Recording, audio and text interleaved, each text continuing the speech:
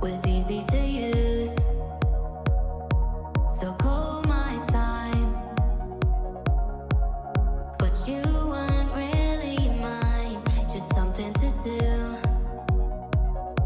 Thought I never knew. No surprise, but nevertheless, I'm still stuck in self-defense. No surprise, but nevertheless, I get lost when I look in your eyes. I just want to be next to your I get lost when I look in your eyes. Do you even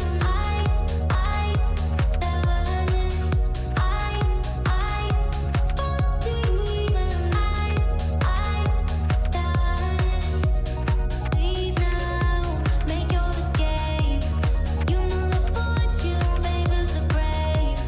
So close, just get away. No surprise, but nevertheless, I'm still stuck in self-defense. No surprise, but nevertheless, I get lost when I look in your eyes. I just want to be next to your I get lost when I look in your do you even do you even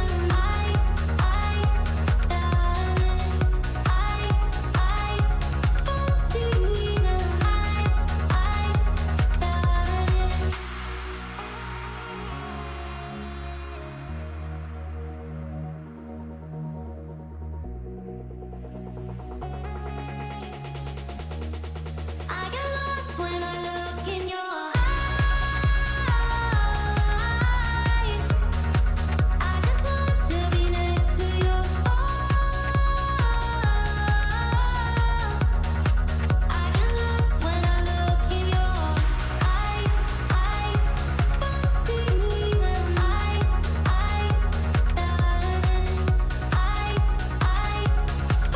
you even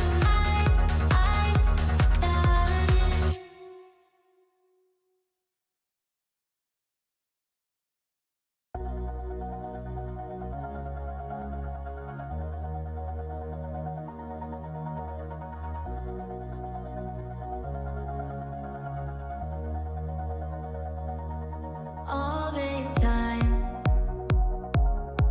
I've been holding on so tight, 'cause all that I do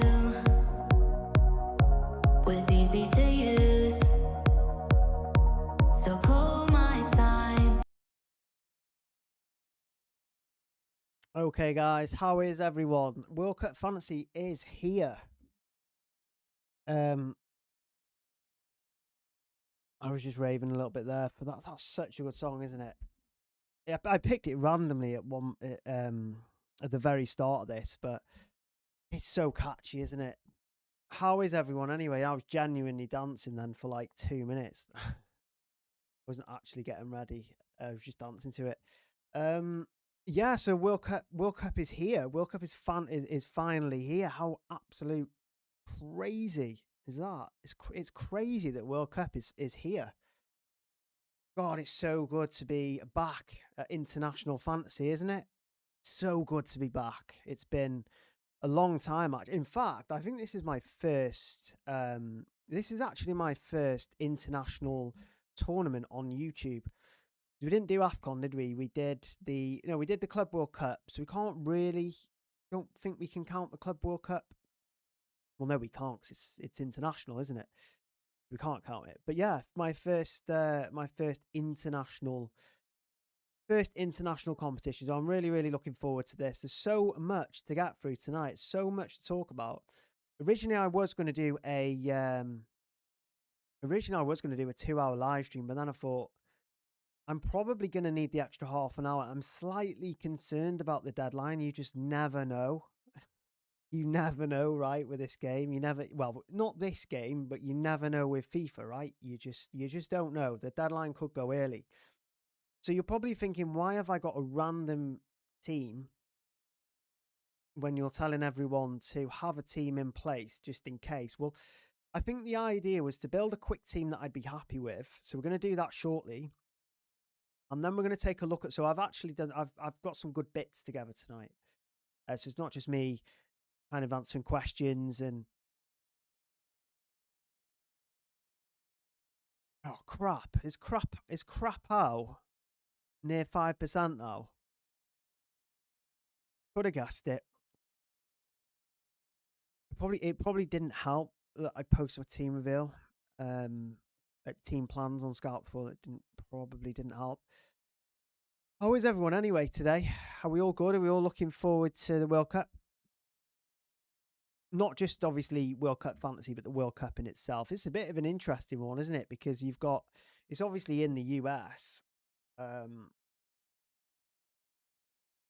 which is interesting. Always interesting in the US, not because of not necessarily because of the politics. Don't really want to get involved in that. You won't hear me discuss politics on a fantasy football podcast ever. If I do, I avoid it, which is no point discussing it. But what there is point in discussing is obviously the weather. It's not ideal. We saw the England game get delayed by an hour, didn't we? That's not ideal. So that's just a friendly as well. So just yeah. We've got some weird time games as well, obviously, with the with the whole US hosting stuff. Well, there's also Canada and Mexico, but yeah, do you know what? I obviously we did a couple of videos pre-season, but I got so busy. Obviously. I was writing up the friendly reports. That took quite a bit of time. I don't think many understand how long that actually takes. We've also done a load over Fantasy Football Scout. I think Fantasy Football Scout is probably the best place to go to for fantasy football content in general, to be honest, but especially the World Cup. The team, myself, and the rest of the team have done a lot. We've done a bit. Yeah, so it's got you. So over at Scout, you've got predicted lineups. You have the Scout picks for this week. You've got the best budget defenders, best budget goalkeepers. You've got best everything, pretty much. So I found it quite difficult to pick out some content that you may not have seen, because obviously with these live streams, I do try and provide something that you're not going to get. Otherwise, there's no point in turning up, is there? So what I have done today is I've ranked basically the best goalkeepers for scouting bonus.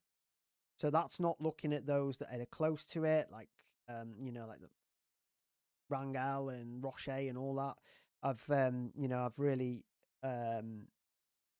put together a decent list of goalkeepers that you could switch to. I've also done that with defenders as well. So if your defender is nearing scouting bonus, or you're just looking for a defender in general, I've got some good defender options.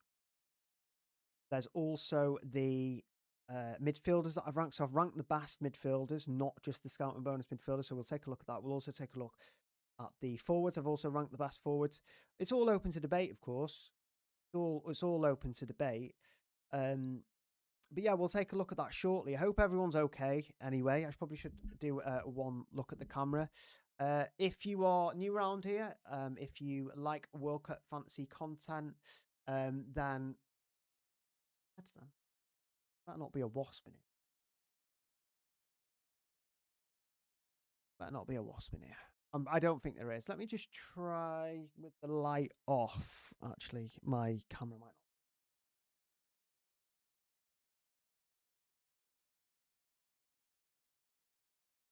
I kind of prefer that. I'm not going to lie. I do prefer that, actually.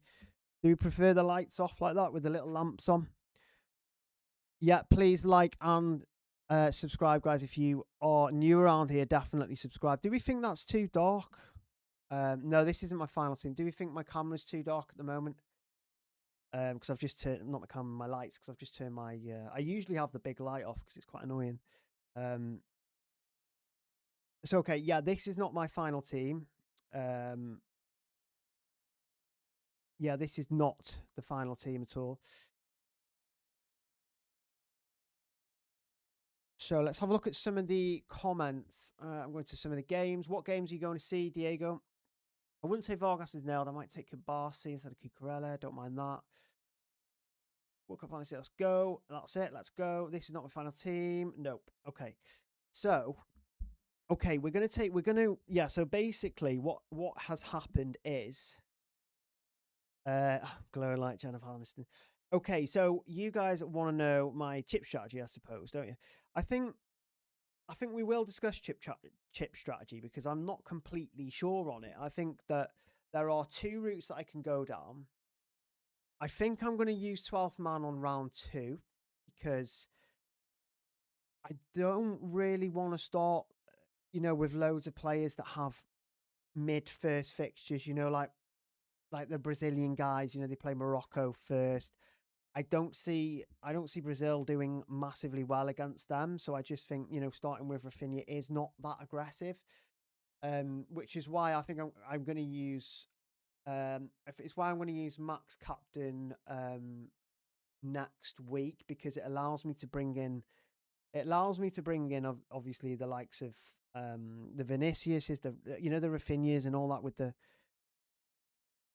Yeah, no, it's I was going to go with Mexico. So this is the Mexico shirt. That is the Mexico shirt. I don't think you can't really see it that well.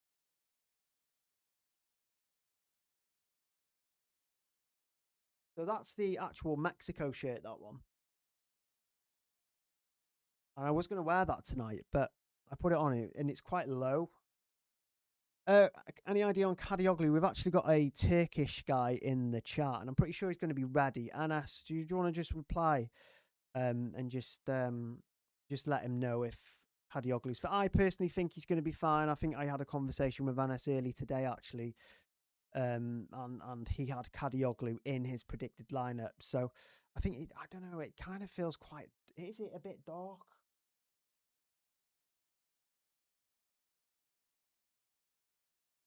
Adds a little bit of light, doesn't it? Not much though. I don't know. Yeah, I mean, I probably should have gone for the I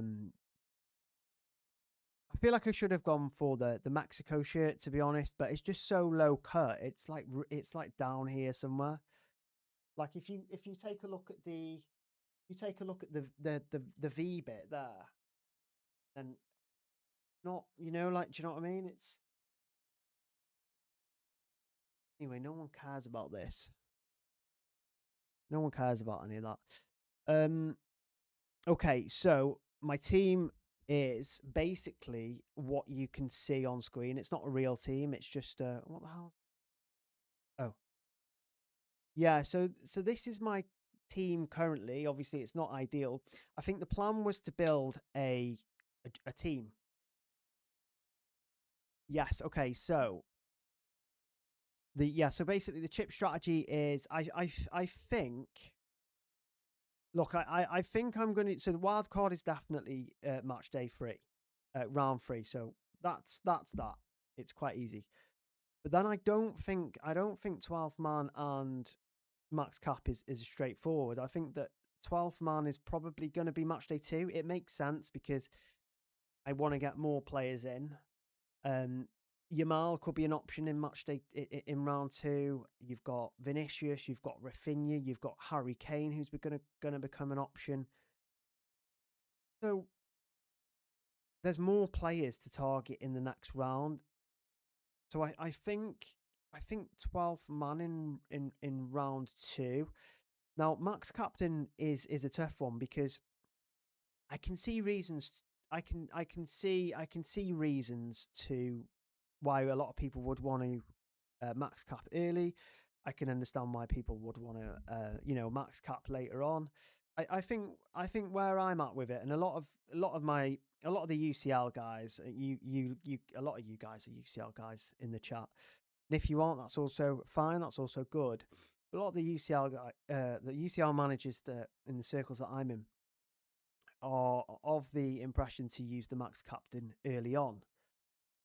And I think that's good because obviously you've got more potential for hauls. I think a lot of people will happily settle on 10 to 12 points very early on, and a lot of the best captaincy options are towards the second half of the round. So you have to be really careful with max cap because although people, yes, you can change captain loads, that doesn't mean that you're going to get the highest, a massive score. You've got a good chance of getting a good score, but you've also got a good chance of getting a good score in the latter rounds as well, right? We've seen, we saw in the latest Champions League final that a lot of the kind of a load of the best assets did similarly. It was the same in the semi-finals, first and second leg as well. The only outlier for that is, of course, the Club World Cup final. You will never see. I don't think we're going to see that again. I don't think we're going to see a Cole Palmer type haul in the final. I mean, you never know, right? You never know. And maybe it is slightly different from the Champions League because the Champions League is, I don't know, there's a lot of low scoring games in the Champions League, isn't there? In the finals, whereas the World Cups there isn't. I don't know. I just think that so you get to the final. They obviously include the third place round, don't they? So you've still got 2 matches to switch the captaincy over.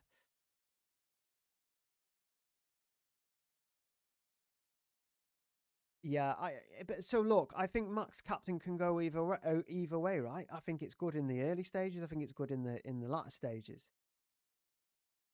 I'm kind of siding with the early stages. I'm kind of siding with a max cap in the first round. This one, but I think this is probably something that I'm gonna kind of figure out as we build the team, right? And maybe these streams really helpful for me because I end up kind of knowing where I'm at pretty much. So yeah, I mean, I think what we'll do is I think I'll build a team that I'm happy enough with just in case the game breaks. Because there's a genuine chance of the game breaking, right? I mean, it's definitely plausible. So I think just having a team in place, where I'm not going to give it loads and loads of thought. I'm just going to stick good assets in, quickly stick some cheap players in, and then we're going to start taking a look through my lists. The best players for scouting bonus, the best. I've ranked the midfield as well. We're going to do all that stuff. Of course, you can ask questions as well. It's rattling. All right. Anyway, so yeah, I'm really excited for this. Obviously, this is one of many streams. This is obviously the first World Cup fantasy stream. So there's a lot to cover on this. Hope everyone's looking forward to the stream. The start of the World Cup fantasy campaign as well. Yeah. So what I've done is I've actually I've actually deleted the app. So what I've done is I've deleted the FIFA app.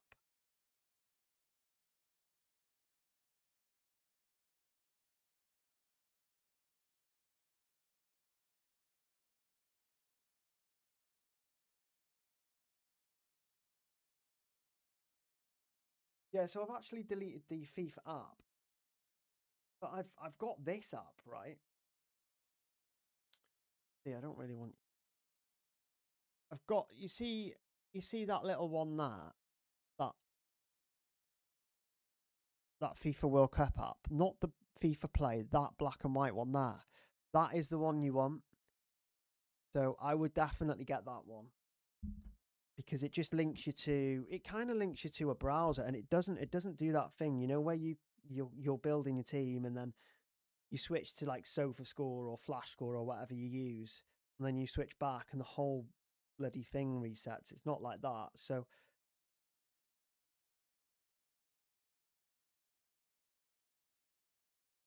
I definitely think you should get that app. So just looking at my team at the moment, sorry, 1 second, where are we in terms of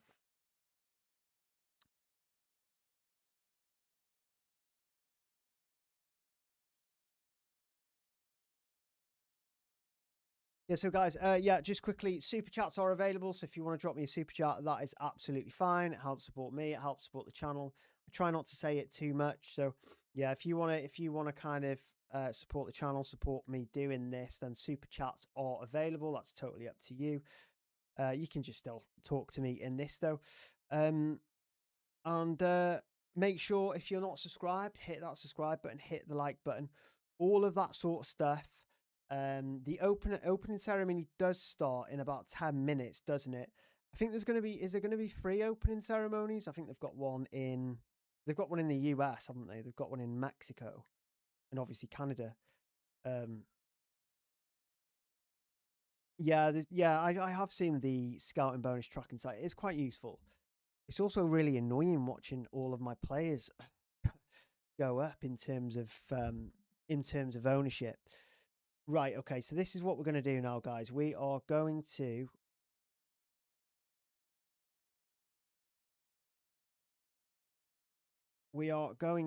build a team quickly. Okay, so again, this is just a team that I kind of want for now. Firstly, I mean, what is the situation with the goalkeepers? Right, so what is you guys aren't going to be able to see this, right? I don't. So Crepe is 4.8%. So he's out of the question now for me. I tell you who I really like though. I really like Kakir. He is, what's he? 1.5%. I mean, there's no way he's going to go over. He's also got, again, I don't think you guys can see the fixtures. Yeah, you kind of can.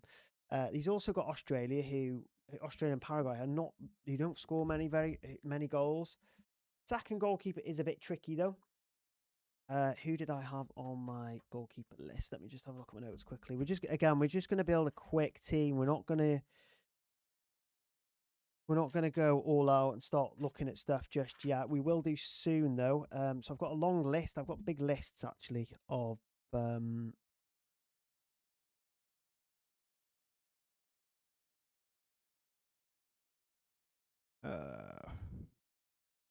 is Rangal over now? Is Rangal gone over? Scouting 4.8. Oh, he's going to go over, isn't he? You've also got Vargas, who I'm a little bit nervous about. He's 4.1%. We're gonna have to. It's going to be very, very close. This, isn't it? It's going to be very, very close. I'm not completely comfortable with.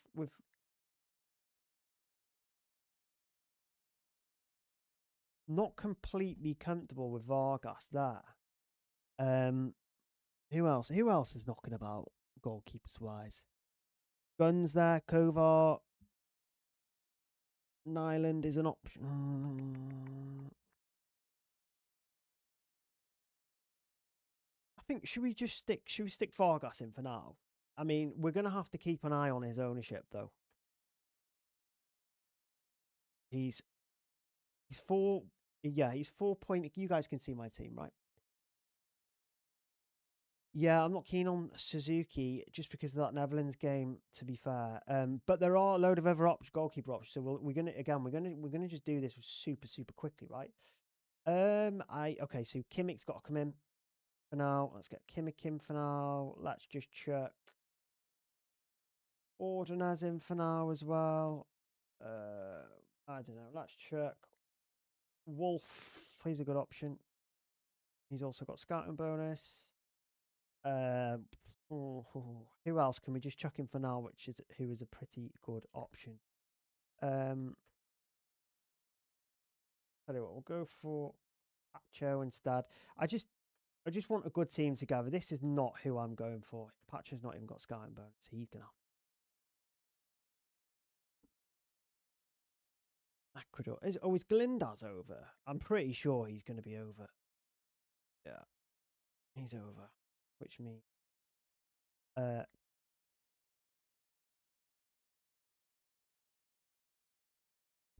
Glinda's is over, so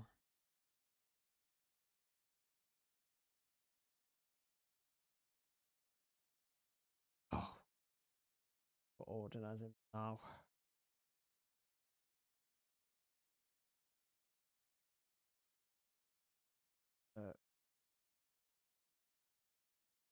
I'm gonna rebuild this team in a minute. I just want to get I just obviously want to get the main the main defenders in. You know, just want to get some. I really like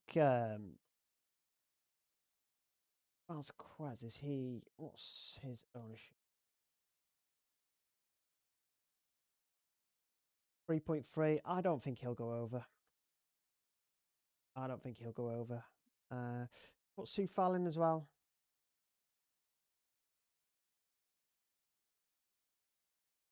3%. He won't go over. I also I do like Rodriguez. I'm not massively fussed that he's gone over.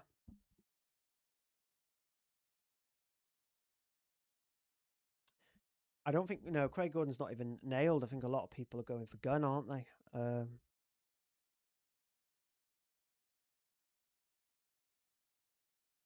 Should we let's get the obvious ones in, shall we? The ones that are probably going to stay in. We've got Wirtz. We've also got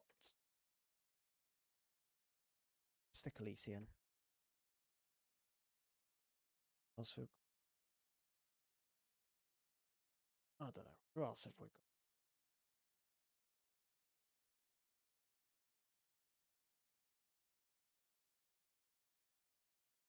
Not loads of there's not loads of cheap mids, is there? I'm just going to put Sane in quickly for now. Reminder, guys, this is not my actual team. I just want to get together a team that I am fairly happy with. So if the game breaks,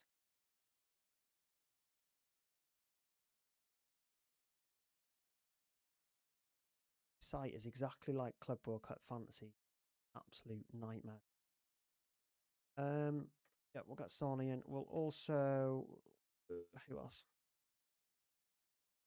Get Haaland back in. We'll get Mbappe back in. I don't know. Let's stick Son in. I think Son's going under the radar. I think he's a good option. I've literally searched Son and game is not. Oh, he's a forward. Build is that. And then how much have we got left? 10 million. Who else should we put build there?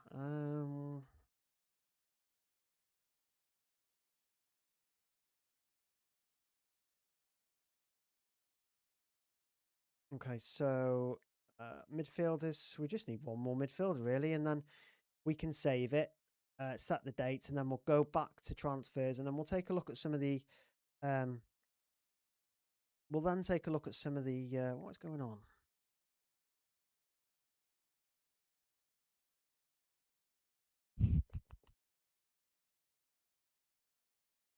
Let's just stick Rafinha in. Yep. So okay, that is. Are you guys going to see that? Okay. I mean, it kind of doesn't matter because I'm going back to transfers anyway. Let me just kind of quickly. So this is just a backup team, just in case the game dies, basically. Late today, 11th. Yep, so it's the 11th today. So what Vargas would be, so we'd obviously turn. Is my Max Captain on? Yeah, so Max Captain is on currently there. Kaki would need to go ahead of Vargas. Then, I mean, ideally, you want Rafinha in, don't you? Really. So I'm going to confirm this, but then I'm going to go back to transfers and take everyone out. So basically, I don't why is it moved like that? Second.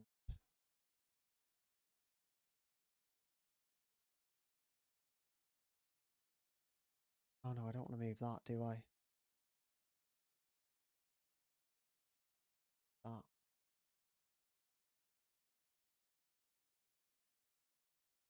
Yeah, so I don't really like the dates at the top there. I think that's fine, isn't it? Do we go a bit? Do we? I think that's fine. Is that okay with you guys? Can you guys see that okay? I'm pretty sure you guys can see that okay. So okay, so now I've got a fail-safe team in, we're gonna go back to the start and take everyone back out. Um, so that first part was only it was only was just in case the game decides to actually break. We don't want it to break, but it might. So yeah, back to the start there. So anyway, how long have we got? Okay, so it is now 6 o'clock. We've got 2 hours. We've got ages. No need to worry. Let's not worry at all.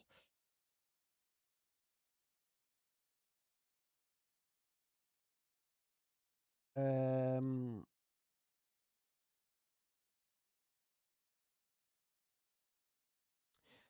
just bear with me a sec. So a couple of people are having issues with their apps for some reason.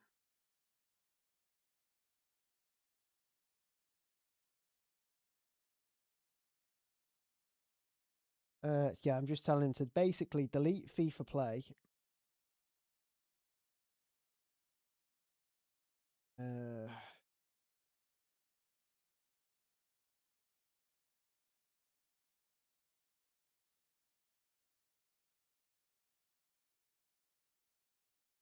yeah. Okay. So how? Yeah. So basically, any questions before we start getting into some of the content?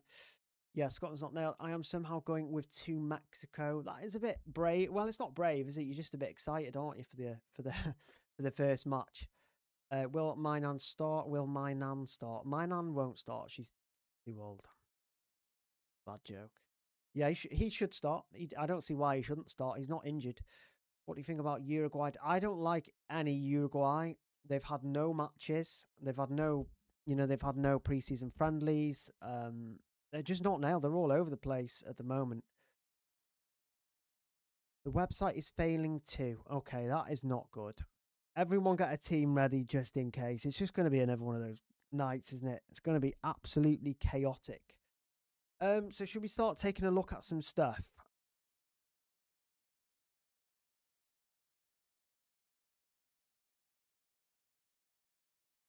One sec.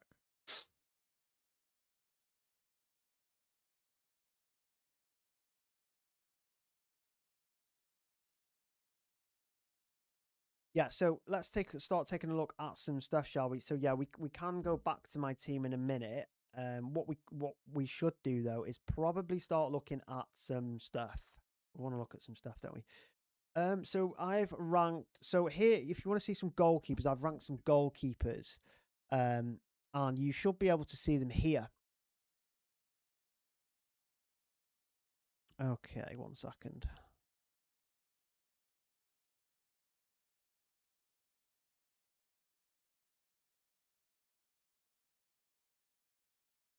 What has happened there? Um, where have I gone? There have I gone? There I am.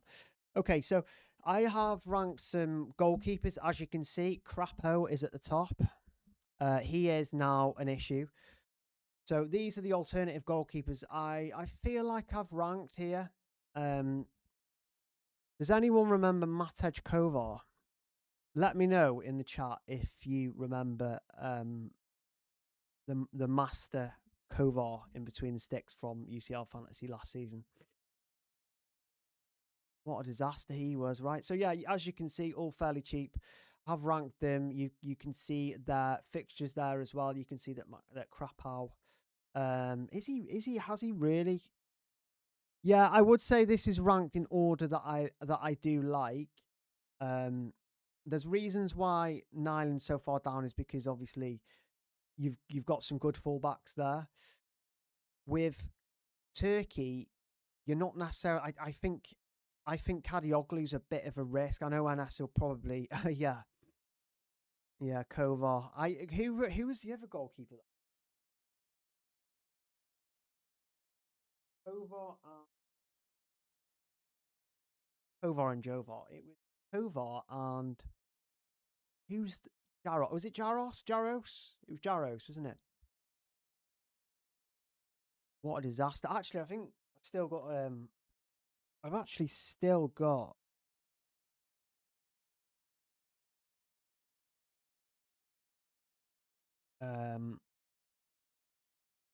just bear with me a sec. I'm just trying to open my UCL app. You'd think I'd be used to opening the app by now.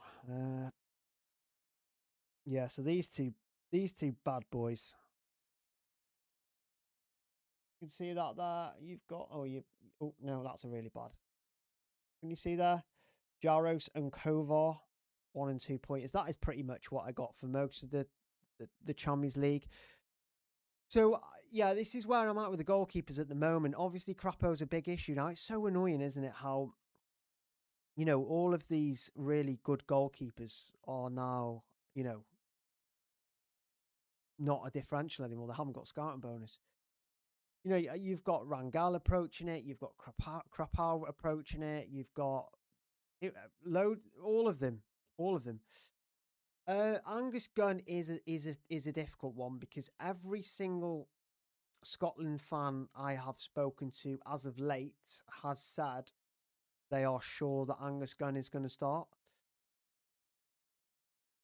It's obviously that Morocco fixture that's not ideal. Ideally, you want 2 goalkeepers with 2 good fixtures, right? So you've then got 4 opportunities at a clean sheet.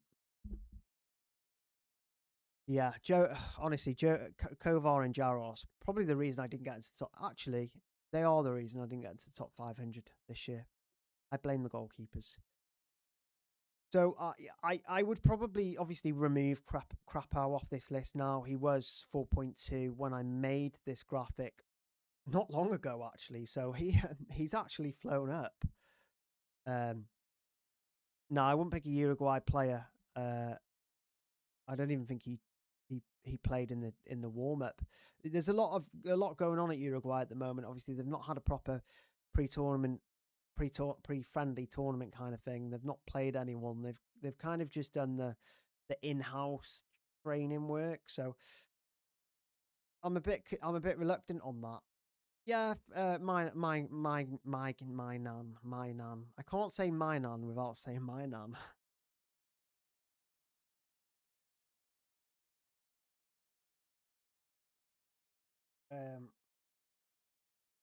So yeah, I do think he'll start. Yeah, just forget about Krapau now. Forget about Krapau. Keep calling him Krapau as a joke, but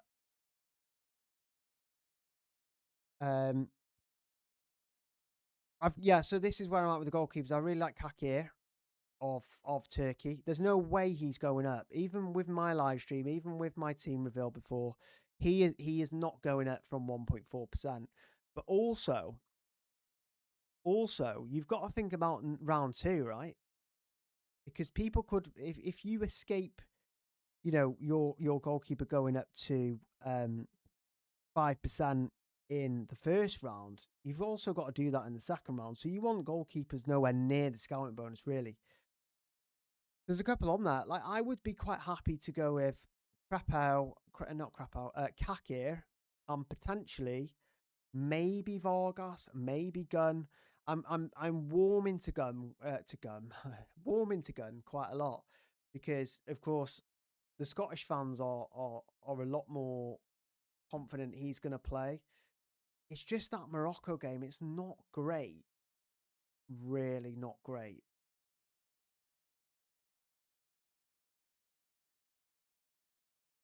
So I'm not too sure. I'm trying to think where else I could potentially go there. I think Kakir is in.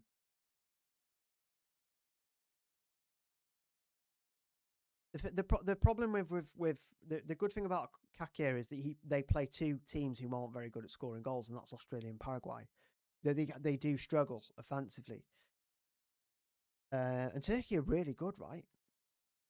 Turkey are very, very good side. So happy with Kakir. I don't really need to cover Kakir much more than that. I just think he's a great option. I think if you're struggling for a goalkeeper, when you want to get him, just go for Kakir. It's best for everyone. Not everyone. I don't want him going up to scouting bonus. I don't want him losing scouting bonus. Pronunciation is wrong, but it's hard to tell. But yeah, I'm not great at pronunciation, Anas. You should know this by now. So yeah, and then after that, I'm not gonna lie though. After Kakir, it gets really difficult. So you've got Vargas there for Colombia, who is not. I don't. How far is he in terms of? Hi Sam, how are you? Welcome to the stream. Hope you are well. Yeah, and then we've got the likes of Gurn, Nile, and Kovar. I tell you, I've got a couple of others noted down here that I haven't written down. I also have Vazij, Vagil, Vazigil, Vasil, or is it Vasil? Vazic? Anyway, the Bosnian goalkeeper. He's all right. He's not bad. 4 million. Kovar of Czechia. He's not terrible. If you can look past the fact he was absolutely awful, then yeah. So that is my that is my goalkeeper list. We'll obviously return. We'll probably pop back to that at some point. Now I've also ranked the defenders. So if you guys want to see the defenders list, it is here. So this is my defender list. This is my ranking of defenders, basically. Again, if you are in the chat and you haven't subscribed already, please do that now, and you can stay up to date with all of my World Cup fantasy content. So yeah, hit that subscribe button, hit the like button. I don't think I've had any subscribers during this. Let me just.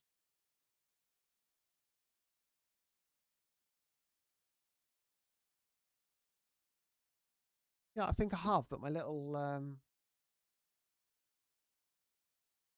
thing's not popping up.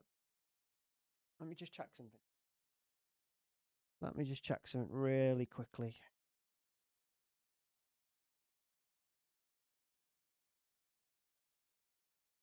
Subscribe. Oh, it is there. Mourinho, bottom right. Okay, so every time someone subscribes, it should come up.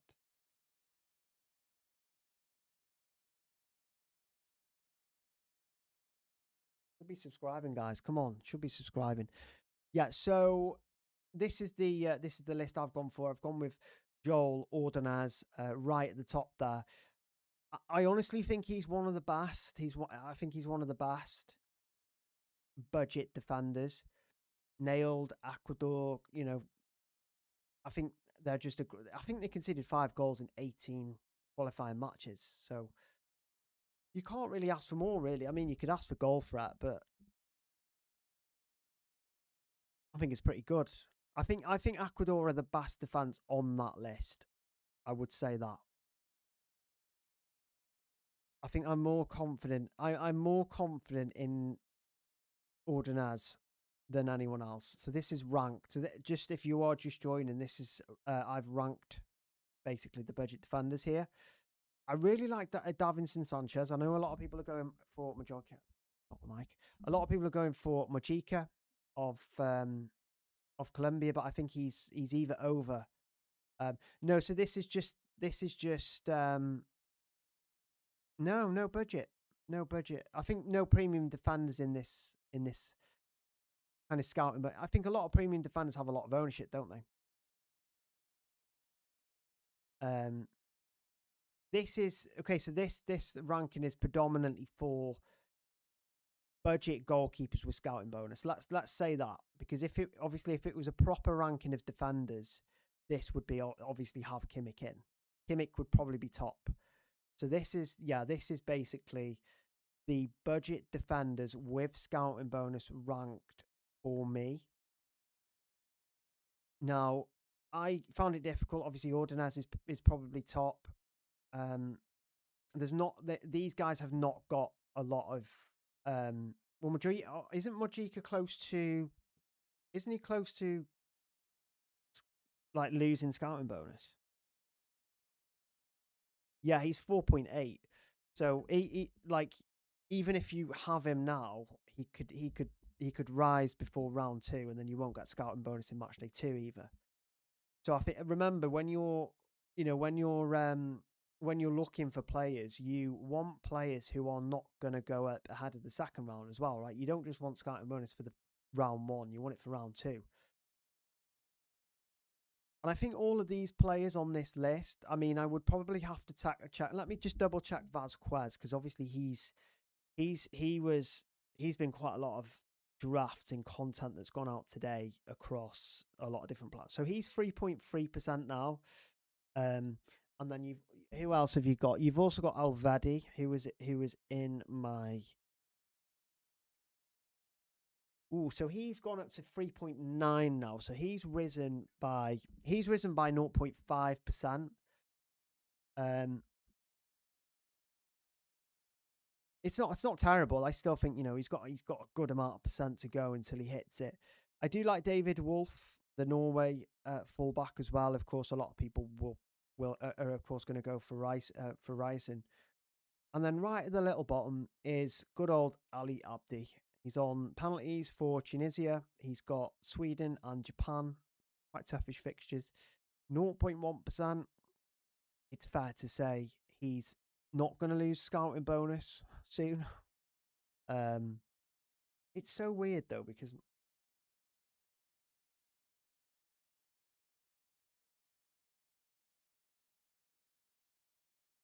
yeah. So I think that's where I would rank the budget defenders with scouting bonus. I did have a proper good look as well. I think also in there who could have made the list, I would have said Sufal at Czechia, at Modiba potentially at South Africa, Dast at USA. I really like Dast as well. I think he's quite a good option. Already up to 4.1. Did we just say that? Alvadi's up to 4.1 now. Okay. I don't think the problem with Vidmer is he likes to come off early quite a lot, and I'm not quite sure he's nailed if they change system. That's my only concern.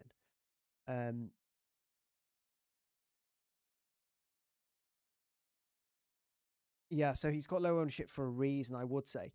Should we take a look at the midfielders? So what I've done with midfielders, so I've got two midfielder lists. I've got the midfielders rank, so just ranking the top midfielders, and I've got scouting bonus midfielders. So I don't know what do you guys fancy seeing first? Do you want to see the best midfielders ranked, or do you want to see the scouting bonus midfielders ranked? So just let me know in the comments which one you would rather see first. Totally up to you guys. Whatever you choose, we'll go with. We'll take a look at.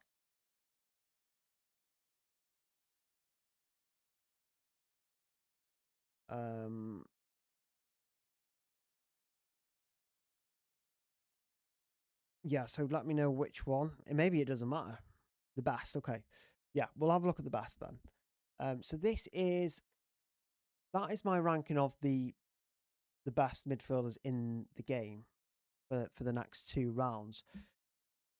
There's a lot of debate to have, I think, around this. This is where I'm at. I honestly think that Elise is the best in the game. I think the form that he's in is just obviously playing for the best team. The form that he's in, I would say he's the best winger in the world at the moment, and he's probably the only one on this list. To a certain degree, there are a couple of players who can, but he's the only one on this list that can make something out of nothing. Again, there's an argument for the others doing that, but with Elise, will you be surprised on the midfield differentials? There's a couple of good ones there.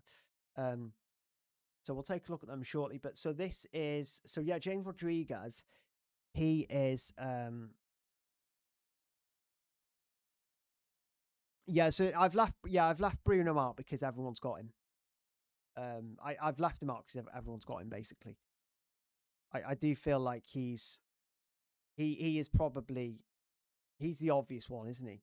There's no point in putting Bruno on the list because everyone's going to have him probably at the top. He was probably one of the first players in the list into their draft, but I think there's a debate around a lot of these.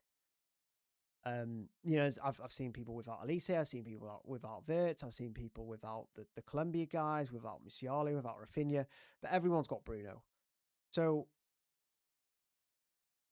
this is where I'm at. I do think Florian Wirtz is an excellent option as well, of course, with Elise, because I think the thing with Germany is they've got loads of good midfielders, right? Leroy Sané, he's got scouting bonus, he's got some free kicks as well. Musiala playing in the number 10. Wirtz, obviously. So I don't think there's like much between them. But I have gone with Wirtz like ahead of Musiala only because Musiala was struggling a little bit with fitness at the end of the season for Bayern.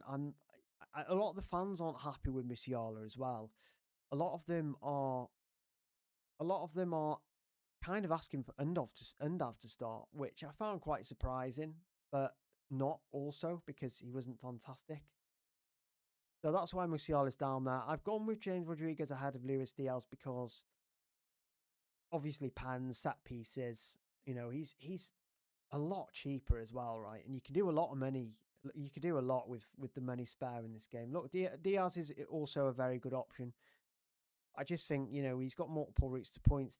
Rodriguez, hasn't he? You know, the corners, the pans. He's been very, very creative recently as well. And I've got Rafinha at the bottom there because this is the first fixture I'm not completely keen on. I'm not quite sure Brazil know what they're doing in terms of formation at the moment. You know, they're switching from a 4-2-4 to I don't know, 4-3-3, and just something's not quite. Obviously, they've scored, they're scoring goals, but they're rotating a lot of attackers in and out. It's a bit all over the place at the moment. So this is why I've gone for this list. Of course, Bruno is the best midfielder, I think, because the Portugal fixtures are very, very good, aren't they? Bruno Fernandes is very obvious. So we'll take a look at the budget because there are some good budget midfielders in there. Hiya, Geddy. How are you? Yeah, happy World Cup day. Really looking forward to this one. It's going to be absolutely nuts, isn't it? The weather, everything. So this is where I've gone in terms of scouting bonus. I have ranked the midfielders in turn. I do want to check Sabitzer's. I do want to check Sabitzer's ownership before we continue because. Okay, so Sabitzer is 3.8 on my screen. Do you know what? I'm gonna refresh this. Oh, I can't, can I? Just let me know in the chat what Sabitzer's live ownership is, please, if you can. I've got 3.8, and if I refresh, I will have to take everyone back out my team again.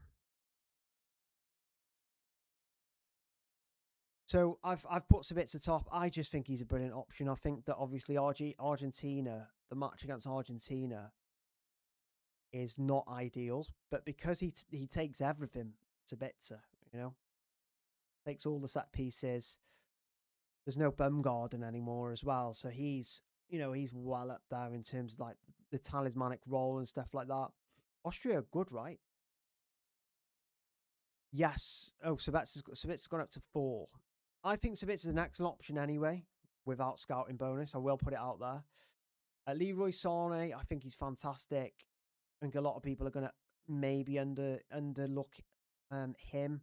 They're probably just going to go from Musiala and Wirtz.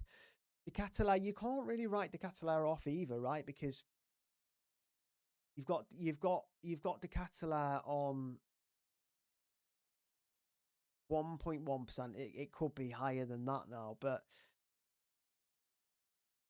Lukaku's just not been playing that much. So I think he's also not. I know he's not a good player. Like he's not, is he? De Ketelaere is just not a good player. And he kind of start padded in the qualifying. He's very cheap, and it's a punt, isn't it? Yeah, I'm slightly worried about Nuno Mendes. We saw that the 30-minute feature was planned, apparently, according to the manager. The only problem is is that he's only played 30 minutes before the World Cup. That's not good for any player. And he had a couple of issues towards the back end of the season with PSG, didn't he? So Sane's gone up to 2.2 now, has he? He's gone up slightly. God, we need to keep an eye on ownership, don't we? We really do. So yeah, I like the Catalan. I've also got Desiree Doué as well at 7.5. I wonder what he's gone up to. Let me know on Doué as well, because I imagine that's gone up slightly. I still think it's a good option. Hakan 2.1. He's gone down. I do like Hakan. I am a little bit worried that he comes off around the 60th minute. No, I wouldn't touch Upamecano at 4.6. Yeah, I wouldn't touch him at all at that. And I think anything past 4.5 is a bit dodgy, to be fair. Shaka and Noosa. Yeah, I don't mind. I don't mind Shaka and Noosa. I don't mind them. So nobody to find. This is just for scouting bonus. This one. This is just players with low ownership. So these midfielders I've ranked are a scouting bonus rank. So those with under 5% ownership ranked midfielders. So yeah, there's some good players on this list. If you wanted to go slightly different, the Doué's at 3.4 now. Oh, so he's not moved then. The Doué's not moved at all, really, which is interesting because he should start. He is an early sub though, isn't he? Slightly early sub. Rafael Leao as well. Not too sure how he didn't get some sort of ban for fighting in the friendly, but he is very cheap. He should start as well. Have I got one for premium defenders? No, because I don't think we need too many premium defenders. I think there's only maybe two. I think Kimmich and Cucurella are the only ones that I would probably consider. No, Doué is very likely to start. Should we have a look at the forwards? Some people asking for forwards. Yeah, I think Vargas is dangerous territory. That 4.4%, dangerous. Can someone? No, he didn't get banned in the end. They didn't ban him. Can someone just if someone isn't subscribed, can you just hit the subscribe button? Let me know if the little Mourinho thing in the bottom right corner is coming on. It's weird because the subscribers, I've had extra subscribers, but my little subscriber thing's not come on. My little Mourinho thing, a bit annoying. Should we just have a look at the forwards then?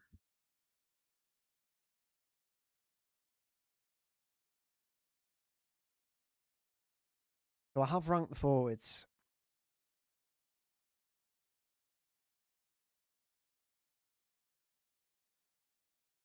This is where I've gone with the forwards.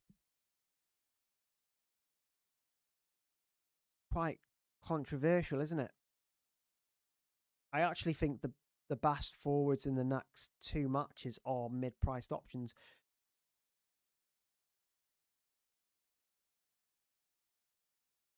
There's an argument to switch. There's an argument to.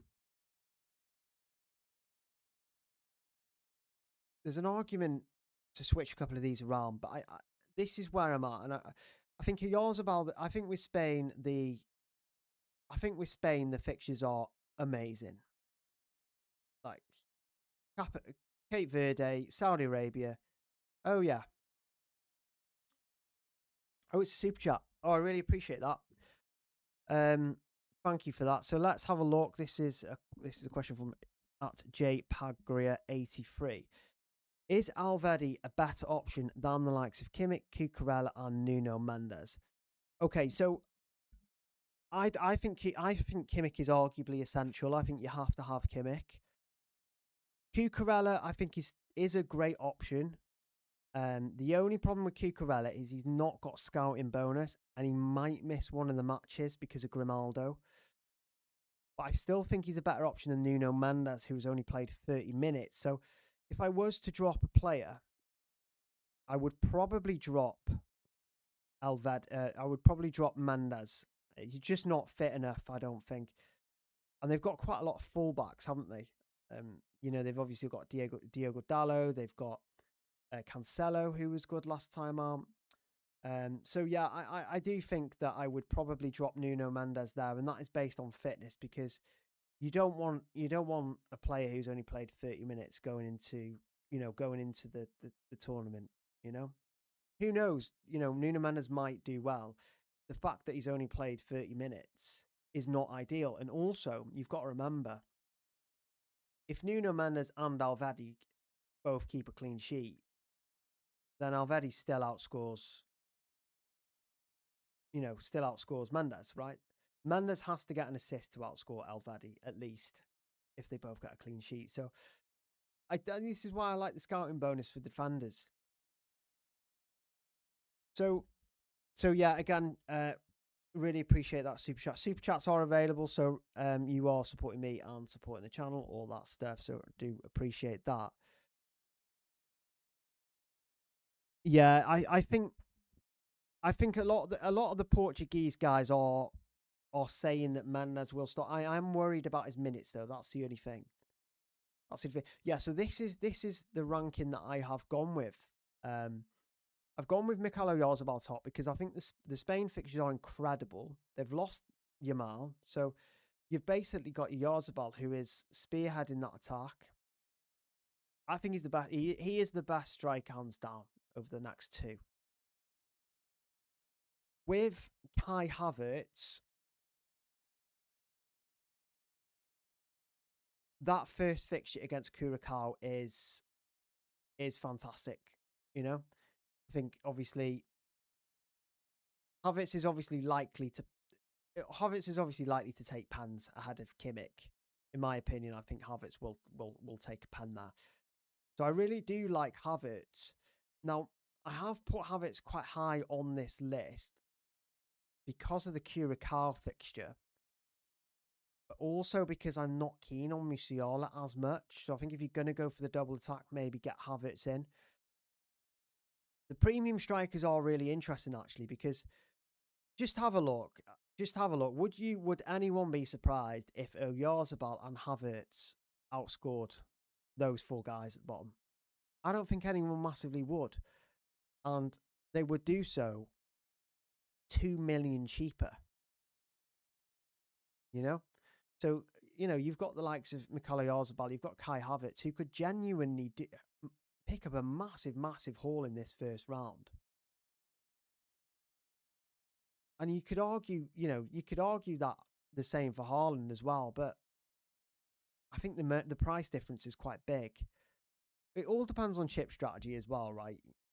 So it depends what you're doing. It depends what you're doing with 12 man. Yeah, I don't see why Havertz wouldn't start, to be honest. I don't see why he wouldn't start. Just to get points on the board. And then you've got Erling Haaland. And then I suppose out of the premium options, I do think Erling Haaland is the best one. And I'm saying that based on the fact that obviously a lot of us have Elise. So a lot of us will have Elise. Obviously, if you don't have Elise, Kylian Mbappe becomes a better option. But I just think you don't really need loads and loads of France attackers against Senegal in the opening round. You could easily bring Mbappe in the second round. He could easily haul, by the way. I'm not saying he's not going to. But when you're directly comparing him to Haaland, to Havertz, to Oyarzabal, who have all got pans, who all lead a good attack, who've all got they've look at the first fixtures. Cape Verde, Curacao, and Iraq. In my opinion, three of the worst sides in the competition. I've usually got a little bit more kind of confidence in Iraq, but they just have not been great recently.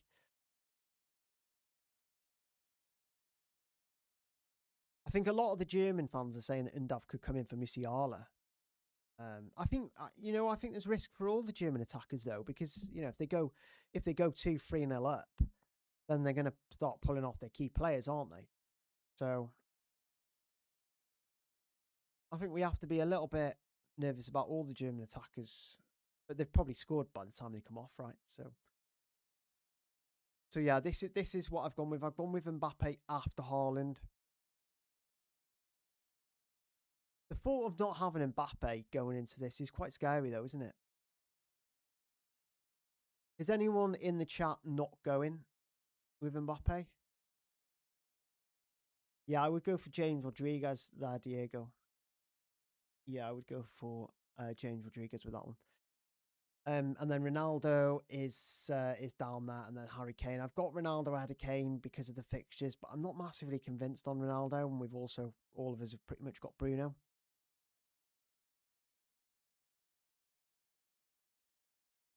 So that is the forwards. That is currently the forwards at the moment. That's where I stand. I'm probably going to have to really think about how I want to play the forward line because it's not straightforward. Yeah, Mendes just makes me slightly nervous. From what we saw with him towards the end of PSG, he wasn't. He just didn't feel like he was a banker. I think a front three of Havertz, Yarzabal, and Haaland, you are fully maximising that first round, and a lot of people are going for Musiala. But Havertz is on pans. Musiala was struggling with muscle injury towards the back end of last season. He's also covering a midfield spot as well. I suppose unless you're 12th man in Havertz, 12th man in Musiala. I would probably go for Rodriguez. I think Mora is a little bit of a risk. Have we had the lineups for Mexico yet? Just have a quick look.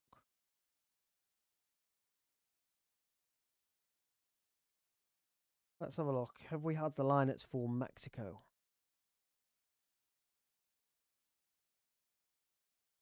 I don't think we've had it, have we?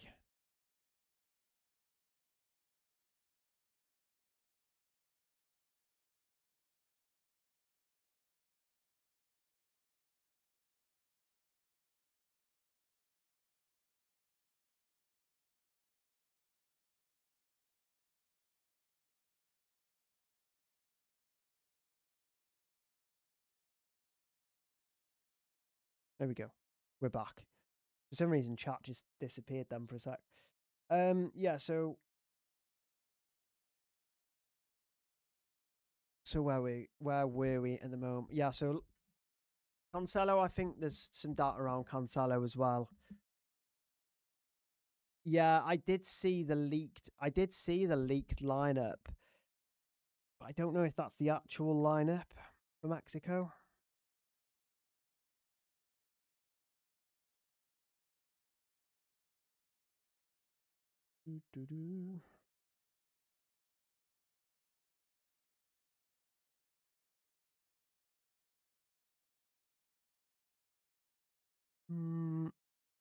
Let me have a look if we've got a Mexico lineup, a proper one. I know it's been leaked, but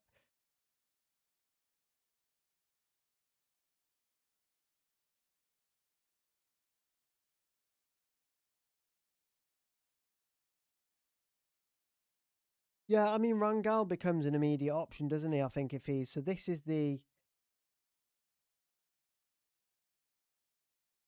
I'll show you the lineup. This is the lineup we have been given. I don't know if you guys can see that. We've got Rangal, Reyes, Montez, Vasquez, Gallardo, Lira, Gutierrez. I think that's Fidalgo, Alvarado, Raul Jimenez, and Quinos up top. I mean, it's a good lineup for Mexico, but there's no Mora, the 17-year-old, which is a massive shame. I think, yeah, I should have gone with the front four in Mexico with the predicted lineup. I think I was slightly worried when I was putting the predicted lineup together. I honestly thought that Mora would be given a shout, but then I was 50-50 between them playing a front four. They've obviously got Lira in defensive midfield, but then they've got Fidalgo and Brian Gutierrez just ahead of him. Alvarez and Alvarado, and Quinones on the wings, and then they've also got Jimenez up front. So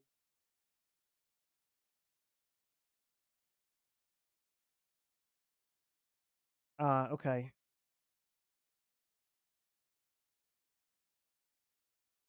Yeah. The lineup is that is the lineup. The lineup is out. Okay, so Rangel. Now that Rangel is starting, he becomes more appealing, right? His ownership though his ownership's great. It's going to fly up his ownership with the lineup as well. No, you can't be picking Rangel at 4.8%. Could someone just let me know if Rangel's ownership has gone up? I'm going to get the goalkeepers on screen because I think. Yeah, someone just update their. Can just refresh and just have a look at Rangel's ownership because I'm pretty sure it was 4.8 at the moment, but that is going to absolutely rock it because the lineup's come out and he's starting. I think a lot of people are just going to pick him. There was a load of Mexicans who probably picked Ochoa are now thinking, well, Ochoa's not starting. So, yeah, 4.9. He's basically 5. There's just no point, is there? Also, Vasquez. I wonder what Vasquez is on. Vasquez. Is it not coming up for me?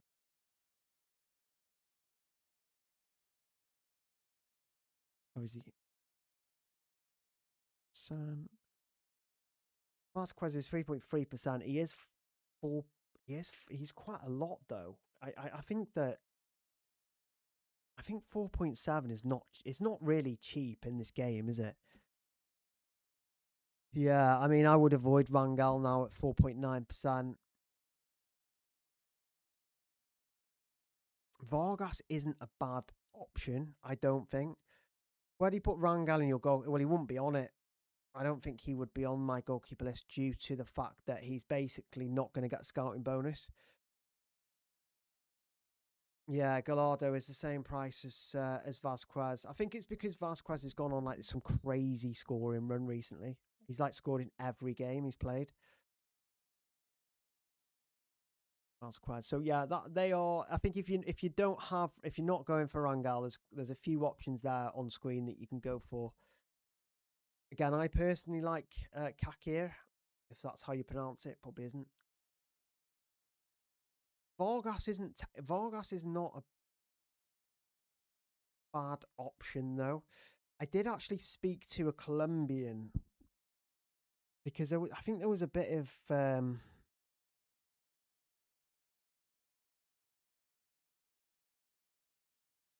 think there was a bit of doubt over whether. I think there was a bit of doubt whether Colombia would actually start.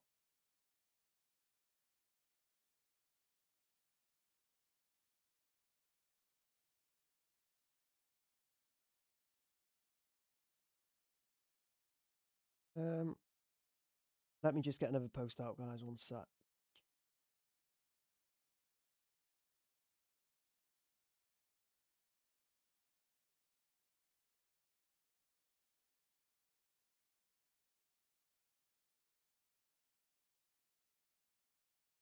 Um,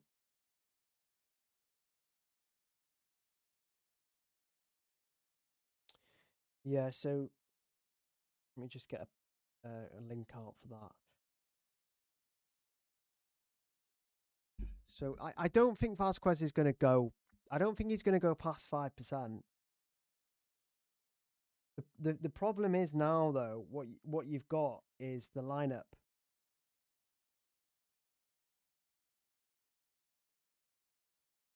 You've got the lineup, so that is obviously going to push ownership up. So we could see quite a quick spike in Vasquez's ownership in the next an hour.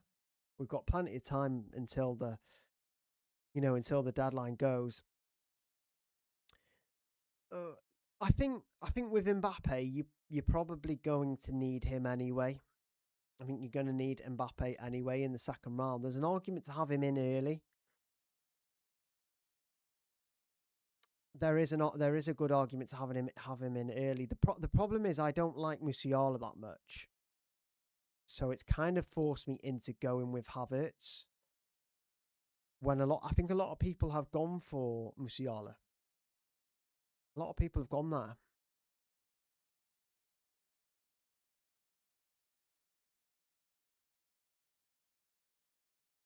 Yeah. See, I don't know if Vasquez should be higher than that. Do we think Vasquez should be higher on that ranking? He's scoring a few goals lately.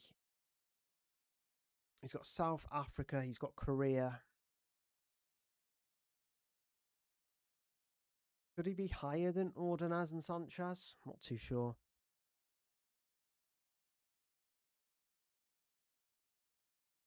Vargas already 4.4%. Ugh, that's not good. That'll be a lot of people switching. I don't mind Sane. I don't mind him. It may be slight concern that Llewellyn comes in instead. Max come out. That was good. No, very low ownership. Yeah, he could go there. 100%. I think Vasquez loves a goal though, doesn't he? I think that's why a lot of people are looking at Vasquez.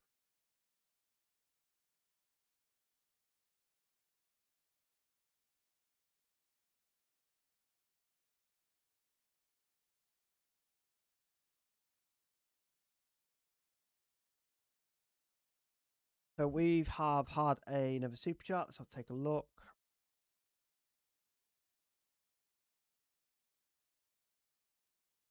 Oh, Gary, appreciate that. Appreciate that a lot, mate. So thank you. Really is supporting the channel. I really do appreciate that. You didn't have to do that. Really appreciate that. So, thoughts on Scott McTominay or go for Sabitzer and the best goalkeeper to replace Rangel? Yeah, so I think with McTominay, he is a good option for Haiti. I would also put him as a good captaincy option.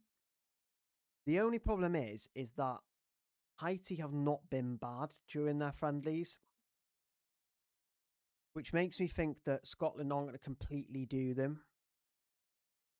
It's kind of questionable how much kind of goal threat Scott McTominay has as well, right? Because obviously he's got pans. We don't know absolute sure he's on penalties, by the way. You've also got John McGinn in the mix as well. So he could be there. John McGinn takes a lot of the set pieces. That's the problem. So Scott McTominay, he only really has a share of pans. Whereas a bit, he's on everything, pans, corners, free kicks. And that first fixture against Jordan is very good. I also think that Sabitzer is more likely to return against Argentina than McTominay is against Morocco. Because Morocco are proper defensive side, aren't they? I do really like Sabitzer personally. I don't think Scott McTominay's got scouting bonus either, has he? But I'm pretty sure Sabitzer's got so Sabitzer is already on a +2 points head start ahead of McTominay. So I think I do really like Sabitzer. Do really like him. Best goalkeeper to replace Rangel. I honestly think that Kake. I know I keep mentioning Kake. I'm probably mispronouncing it really badly. Yeah, appreciate that, Gary. Appreciate that. Yeah, Kake probably top. I do think we need to keep an eye on Vargas. Did someone say Vargas? Someone said Vargas is already at 4.4%. Jesus, that is crazy. Never super chat. Let's see who this one was off. Appreciate that, Diego, massively. Really do appreciate that. That is huge. A lot of you guys have been super supportive since the start of the channel. So yeah, huge appreciation to the super chats today. I will check my DM. Just give me a sec. DMs are crazy towards these deadlines because obviously I'm in so many group chats as well.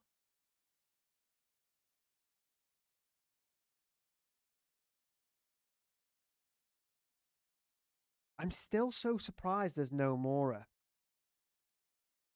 Still so surprised there's no 17-year-old Mora.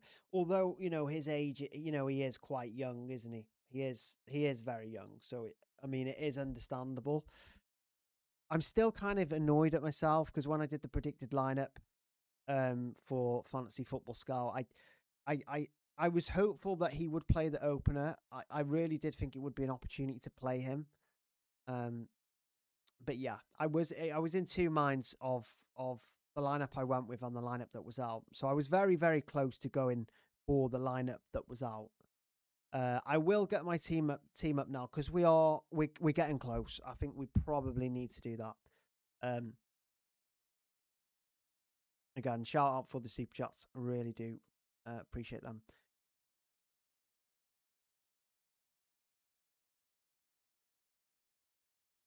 Let me just check something.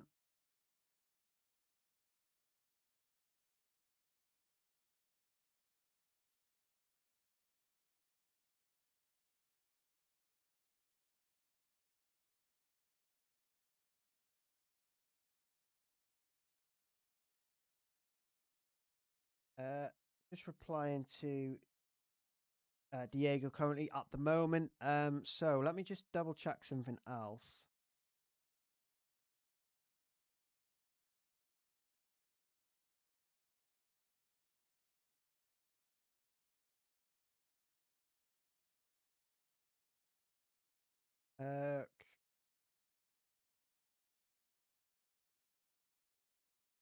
Sorry, guys, bear with me.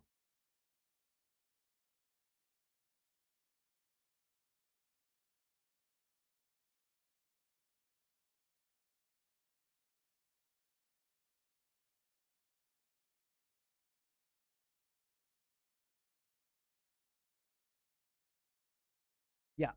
Okay. So we really do need to start looking at my team, don't we? We need to. We need. I'm getting a bit. I'm getting a bit worried now. Getting a little bit worried. Um. No, Inacio isn't nailed. Yes, I can give you a 3.5 million midfielder. You can have defender. You can have the what's his name? Have a look. The guy from Canada. I was speaking to Canadian Pete. Maybe some might know him on Twitter or X, whatever you call it, whatever you like to call it. Obviously they lost Bombito, didn't they? A really key player in defence. And he's convinced that you can. I don't know if you can. Oh, you can't see, can you? Yeah. So you've got this guy. He is the 3.5. Is he 3.5? Yeah, he's 3.5. You've got Luke de Figueroles. Probably butchered that, but he's got scouting bonus. He should start the first two at least. The Canadians are convinced anyway. So I think he's a pretty good option, to be honest. Right, guys, we're going to start building my team now. We've left it a bit late, haven't we? Galinda's still at 4.9%.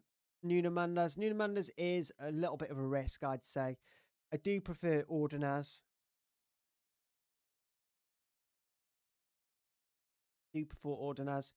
Again, yep, Super Chats is available. We'll probably go into more detail on the Super Chat replies. But for now, I think we should probably start looking at building the team, right? So I'm going to refresh this because ownership is killing me at the moment. This might not load straight away. Ooh, it's all a bit messed up there, isn't it? Oh, hang on.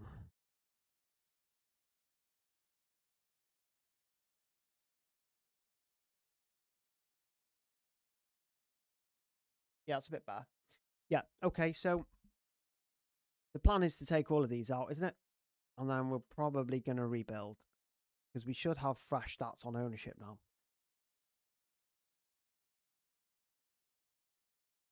So we're going to take every single one of these out because this is not my actual team. So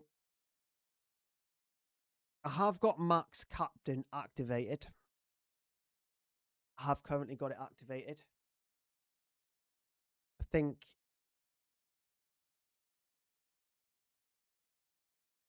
I'm on the fence with Max Captain. I'm really on the fence with it. I think what we should do, we'll leave it there, and then we'll potentially turn it off soon. Okay, let's start from scratch then, guys, shall we?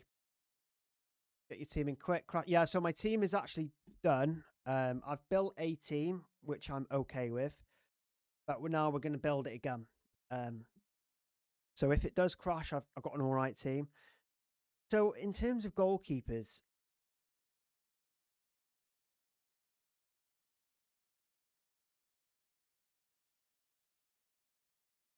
it's hang on one sec.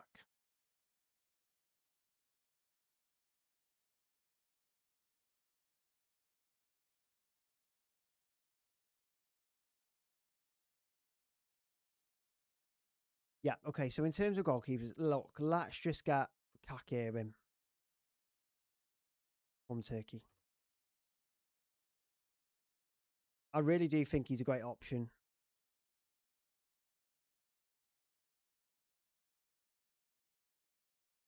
So stupid this doesn't click off properly.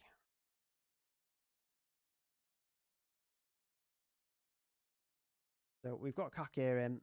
Now I need another goalkeeper. I do need another goalkeeper.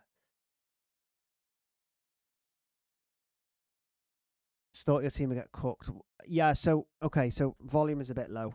There we go. That might be better now. So yeah. Kakir is in at the moment. We've also we do need another goalkeeper though. Who else did I have on my sheets there, my goalkeeping sheet?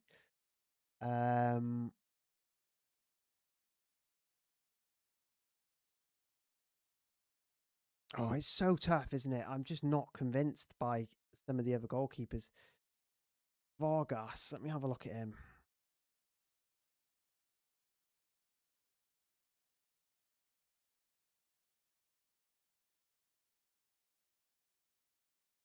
Vargas is 4.4. I just don't think that's great, is it?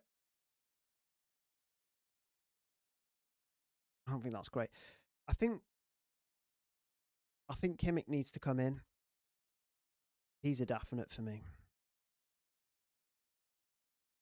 I think Kimmich is probably one of the best defenders in the game for the next two rounds.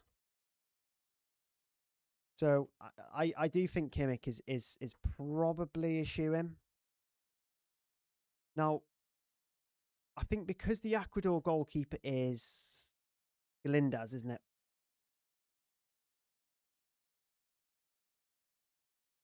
I think the issue with Galindez is that he's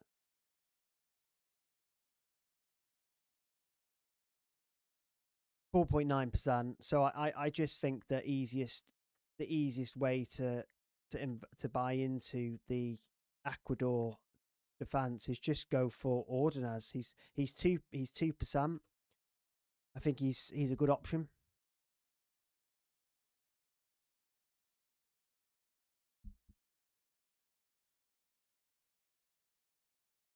Yeah, I mean he's still a good option, but I just think you're gonna want scouting bonus in most of your back line. I think Kimmich is an exception. I think maybe Cucurella is an exception. I'm kind of on the fence with my second goalkeeper. We may have to come back to that. Let me just have a look at my list again. There's no one really convincing on there. Nyland, you'd want a fullback. Jesus Christ, I seriously can't buy Kovar again. Surely. Can't do it. Can't. Surely not. Oh. We'll come back to the goalkeeper. We'll come back. Now, the Norway defense is tricky. Now, I do really like Wolf. I really, really like Wolf, but Ryerson is has been so creative lately. I actually was looking at his stats today. I mean, against Morocco, he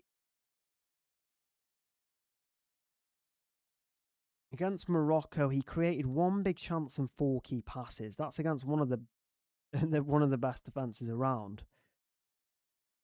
Against Sweden, he had 2 assists. Oh my god. Yeah, so Ryerson has created 5 big chances in 2 matches. He created 8 key passes against Sweden. That is insane. So, I do really want to go for the scouting bonus in Wolf, but I did speak to a Norwegian fan. Let me just see what he said. His name's David. His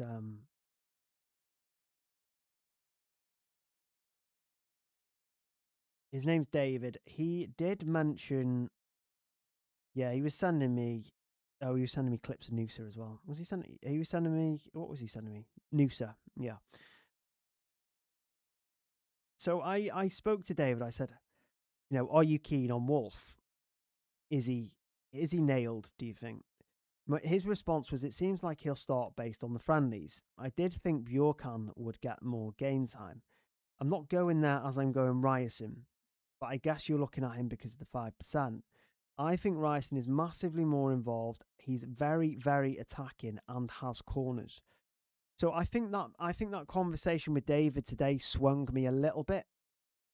I'm not keen on Oliveira because I don't.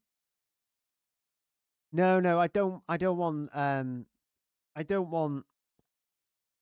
I don't want scouting bonus from all of my team. I think you need scouting bonus from most of your defense, though. Scouting bonus is less relevant in the attackers, in my opinion. I don't think you need. I don't think you massively need scouting bonus in defense. So who else are we locking in there? I don't know if that was a subscriber or a super chat. Let me just have a look.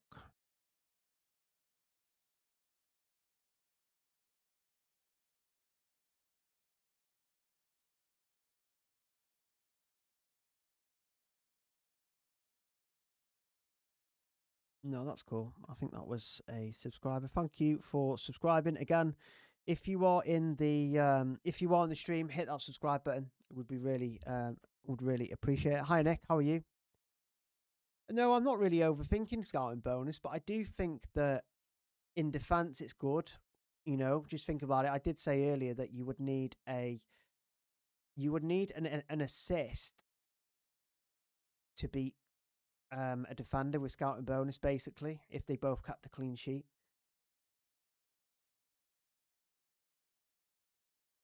Yeah, I've got Kagir in goal from Turkey. How many players with scouting bonus one should ideally keep in the team? This is FIFA Fantasy. Yeah, this is World Cup. This is FIFA World Cup Fantasy. Let's get back to building. So yeah, again, remember to hit that subscribe button, hit like if you haven't already. Now let's get back to building this team. Get back to building the team because we still need to work out some stuff, don't we? So in terms of defense, we were talking about Ryerson, were we? I didn't like Ryerson a couple of days ago. I've been swinging to and from Ryerson, but I think the conversation, again, the conversation that I had with the Norwegian fan the other day has really convinced me about Ryerson. Look, I like Wolf. I do think he's a good option. He is a very good option. So who else can we fill with in defense then? Let's take a look. We've got Davinson Sanchez of Colombia. So we can't go for the Colombian goalkeeper because he's obviously over the scouting bonus now. So I do think that Colombia have good enough fixtures for us to invest in defense, right?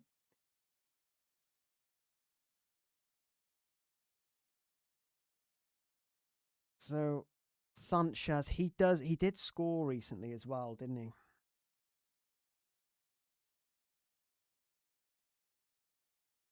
Let me just take a look. Yeah, he did score. Was it in a recent friendly he scored, or was it the one before that, or he scored in qualifying? Have a look. Yeah, he did score in qualifying. Sanchez. He started 11 matches. Lukumi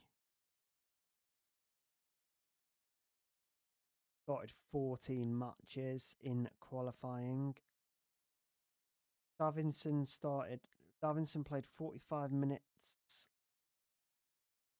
Yeah, he did score. So he did actually score against Costa Rica, Davinson. Yeah, I do. I do like Sanchez. I do like Sanchez. I think he's coming in as it stands. And then it's a case of who else. It's a case of who else, because we've got Alvedi there. I think he's got 2 good fixtures. It's going to be between. It's going to be between Alvedi and Vasquez for that last spot.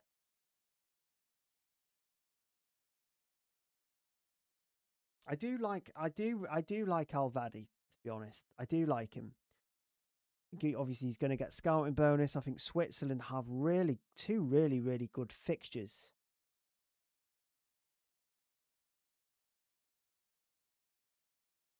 And he's more nailed than Ridmer as well. It's just a goalkeeper that I need now, isn't it? It's just a goalkeeper. I think maybe we should come back to the goalkeeper last. Yeah, Crepe. It's a bit annoying, the Crepe, because he was actually going to be. Oh yeah. If you look, my league code is there, guys. You can join it. It's free fussy bag, basically. It's free FASIBEG. So it's just under the subscribe button at the top of the top left screen there. So join that code and see if you can beat me, basically. Tagliafico is injury risk. He might not be fit. So yeah, let me get back to my team so you can see it. Raum is a risk. Raum might not play. Brown has started the last 2 friendlies for Germany. He looks to be in contention there. Look, I'm going to bring Elise in. I'm not going to lie. I think he has to come in. So I've got Elise in currently there. I do also think you have to. I do also think you have to have Bruno Fernandes. Bruno Fernandes is probably one of the first names on your team sheet, just because obviously how fantastic he has been this season. Some players you just don't need to back against, and I think Bruno Fernandes is one of them. He's a good captaincy option as well, right? 2 good fixtures. So really like these. I also really like Wirtz. I think you probably have to have a bit of the German attack. I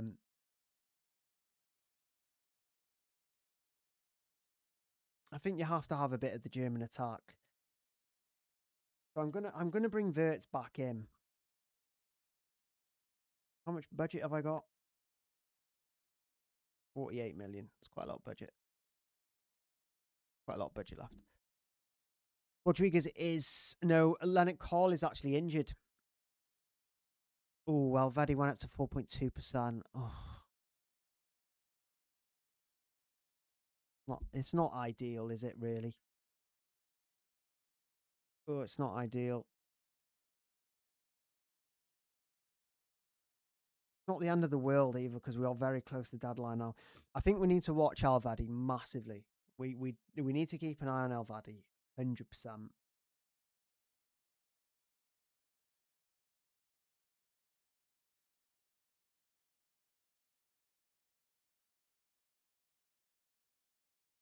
Yeah, we do need to be really careful with him.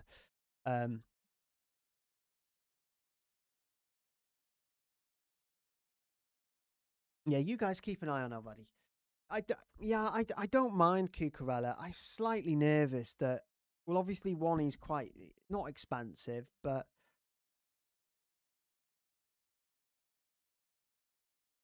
I think I will. I will think about Cucurella as well. I've not complete. This isn't my final team. We're just going to build a team and then go over it.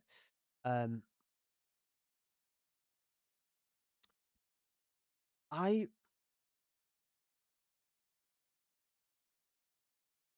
think I really need a. I think I really need a Colombia attacker as well.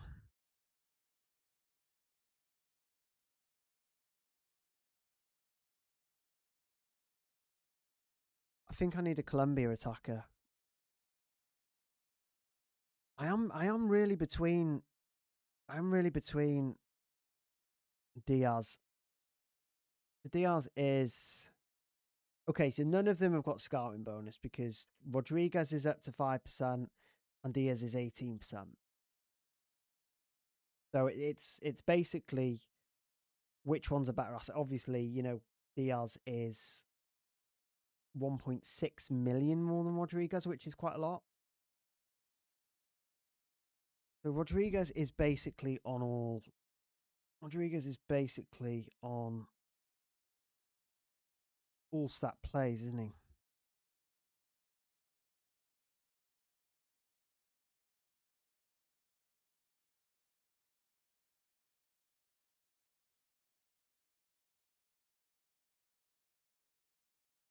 Yeah, he's basically he's on all stat plays.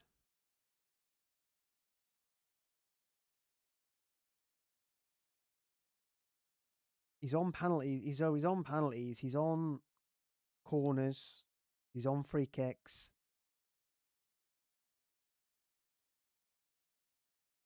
He's 34. I mean, how many minutes is he going to get? That's my only concern. So for Colombia, in the latest match, he played 64, whereas Diaz played 45. So Diaz actually played less than him. In the one before, he didn't start. Diaz did. When Colombia played France, he played 63. Diaz got 63. When they played Croatia, Diaz got 71. Rodriguez got 63. I think. Yeah, and then against Australia, they both played 90 minutes. And then against New Zealand, Diaz came off at 64. Rodriguez came off at 65. So you're getting similar minutes. You're getting similar minutes with them. Yeah, Arias is not too bad. Yeah, SOFA score is pretty similar. Yeah, definitely don't remove. I think with attackers, scouting bonus doesn't really mean that much. So I wouldn't go out of your way to get attackers with scouting bonus. I just don't think there's much need for it at all. Ugh. Bit of news there. Ando, bit of breaking news. Ando ruled out of the World Cup there. Ando ruled out the World Cup. So unfortunate news for Japan there, to be honest. Okay, back to the. So I do. I was just looking at their output, wasn't I, in the qualifying? So in qualifying, Rodriguez got 3 goals and 7 assists. We've got 10 attacking returns in 18. Diaz got 7 goals and 3 assists. So basically, you swap them around. So I am leaning towards James Rodriguez. I think he's a good option. I honestly think he's a really good option. Who's it just took up? Bruno. It's just took up Bruno. Oh, some of the mechanics with this game are quite annoying, to be fair. I've just put him in and so there's one final midfielder spot. So I think there's 2 approaches here. There's either you go for the safe one, which is Rafinha. Obviously, a lot of people want to get Rafinha in for the second round. Well, there's a few options, right? You could go for Musiala. I'm less keen on Musiala. You could go for You could go for Musiala. I'm kind of thinking Musiala, Rafinha, Musiala, Rafinha, and Zabitzer. But then McTominay's also in the mix. But he's not. He hasn't got as much goal threat, and he's not super creative. He just comes in clutch every so often, doesn't he, Scott McTominay? I really like that fixture for Sabitzer. And then if I hold money in the bank with Sabitzer, I could sell him to Rafinha in the next round.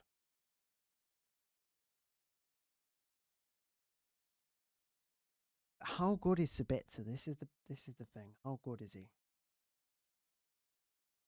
Let's see how good Sabitzer. Well, let's see how good he's been for Austria. Age first, 32. I mean, he's not super old. In the qualifying, he got 3 goals and 3 assists in 8 matches. I think that's pretty good. 3 goals and 3 assists. He takes corners. Scored against Tunisia, was excellent against Tunisia, excellent against South Korea, excellent against Ghana. So in his last 3 friendlies, he scored, and assisted. Against Ghana, he got a goal and 2 assists. Has he got scouting bonus though? Yeah, I don't mind. Yeah, KDB's. I think Bruno Fernandes is a lock. I think we'll see with James Rodriguez.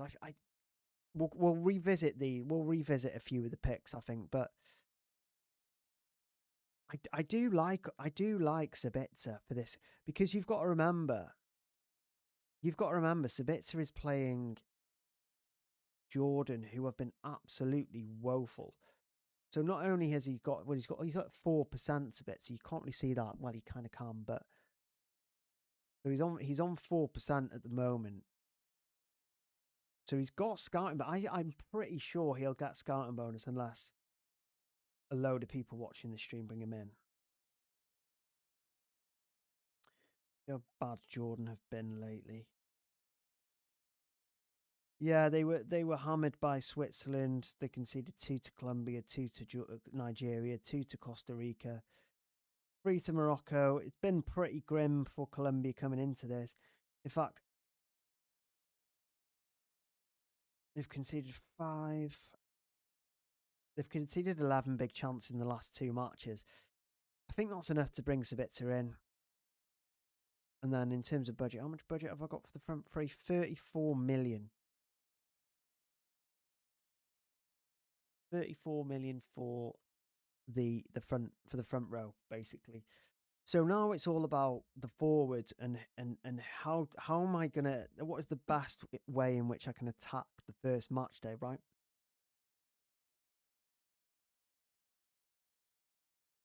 Oyarzabal is a lock, isn't he? Let's be honest. Let's not mess around with Oyarzabal. I think he's a lock.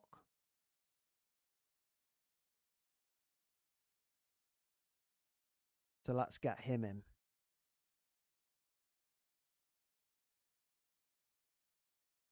It's looking like a really good team, to be fair.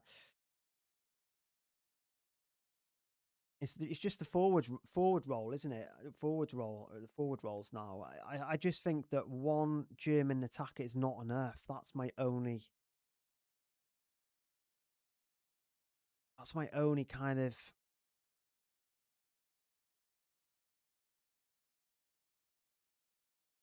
Well, so currently the thing that I'm trying to decide is, I don't think one is enough against Curacao. It's just simply not, is it? Is Havertz a better option than Mbappe on the first round? Is he? I need to work on. The thing is, if I go for Mbappe over Havertz, I then have to maybe look at bringing Sane in. Or Musiala. But then I don't really want to take any of those midfielders out. Look, I'm not completely convinced by James Rodriguez. I'm not completely convinced by Luis Diaz either. But they have 2 very, very good fixtures. Colombia have been in excellent form as well, haven't they?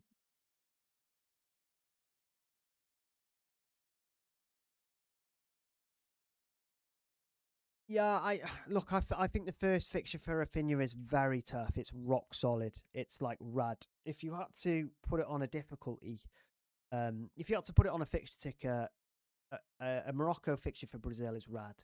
Um, whereas Senegal is not rad for Elise. It's more like grey, maybe a bit green. Elise is currently better than most players in the world. You know, he's ridiculous. So I do think Elise over Rafinha there. I mean, I do need to think about Rafinha, but he will come in matchday 2 regardless, 100%. If we've got no other issues, that's the problem, isn't it? It's making sure that I think booking 2 transfers is maybe a bit dangerous.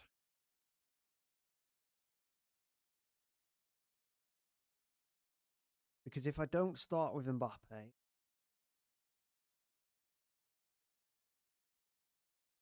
maybe I don't captain Mbappe in matchday in round 2 though. Maybe I would captain Elise. Maybe I would just captain Elise anyway. So Mbappe could maybe come in as 12 man. Rafinha would also come in. And then that gives me a second free transfer to maybe play around with. I don't think it's a good idea to book 2 transfers in. I think that's bad. I think you book 1 in tops. And then also if you've got your 12 man, that's a massive help for the second round. I think that's a good kind of way to think about it. So Rangal's finished then, so that's Rangal done. I wouldn't choose Rashford. I think Gordon's going to start.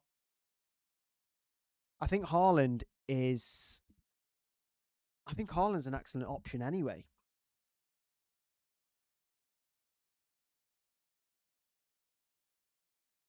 I think he's a better option than Mbappe this week because Iraq look absolutely woeful.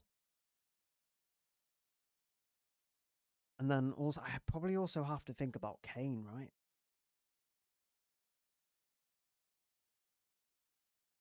I'd have to think about Kane. Maybe even Haaland goes.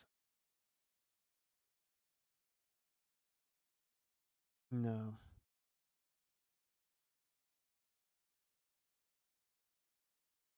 No.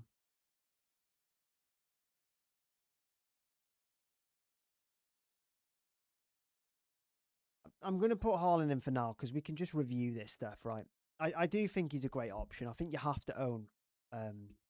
Well, I think I need 12 man for round 2 because in round 2 you need the likes of Kane in. You're probably going to need potentially Mbappe in. You're also probably going to want Vinicius as well, and then you've also got to think about Rafinha, all the Brazil guys. You know, you've got potentially Yamal. So there is so many players that we may potentially have to bring in the second round.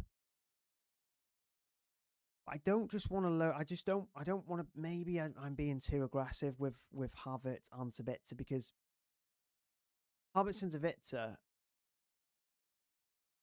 Havertz and Sabitzer would probably come out next week. So it would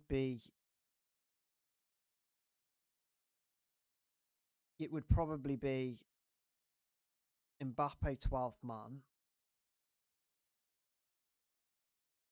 maybe Kane in for Havertz, and then Rafinha in for Sabitzer. Oh, this is tough, guys. This is tough.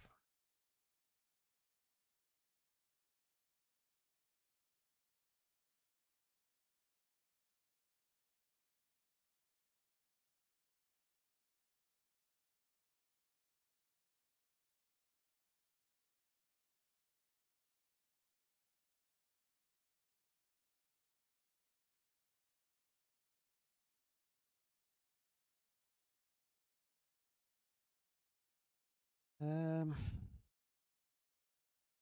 so I'm just looking at when I could potentially do something.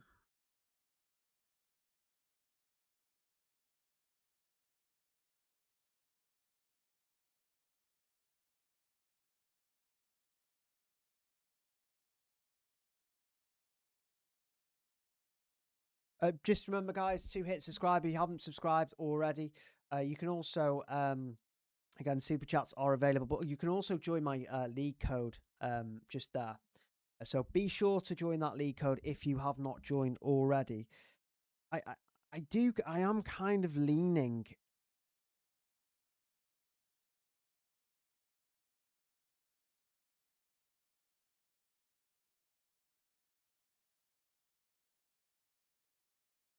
I am kind of leaning. Oh, so the deadline has not gone, which is great.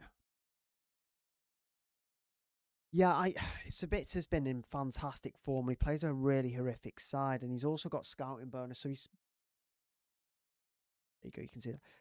Oh, I am leaning towards Havertz. So I'm kind of closing in on my original team here, I think. So I've got 8.4 million in the bank. So say I went with this and it was round 2 and I switched out Havertz for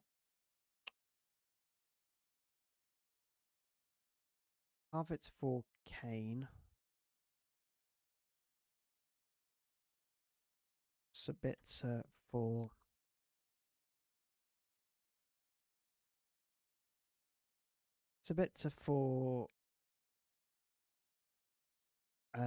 Rafinha. So this would be what Matchday 2 looks like. It gives me 4.3 million for a goalkeeper. So I would need 4.3. I'm not completely comfortable with booking in 2 transfers though.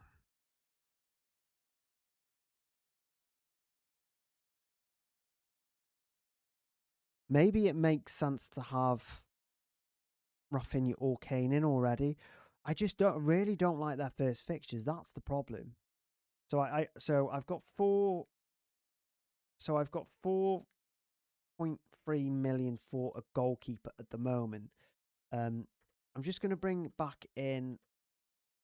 I'm going to bring back in Sabit. Why do I keep clicking Australia, not Austria. So 4.3 million for a goalkeeper. And then it would be back to Havertz. I kind of want to have a look at Havertz a bit more though. I'm not massively convinced, and if I don't go with Havertz, I could end up changing structure, which is not ideal. Yeah, so I think with round 2, it would look like 12th man on Mbappe, Kane in for Havertz, and then Rafinha in for Sabitzer. So I would have Rafinha in, I would have Mbappe in, and I would also have Kane in. Now that's fine.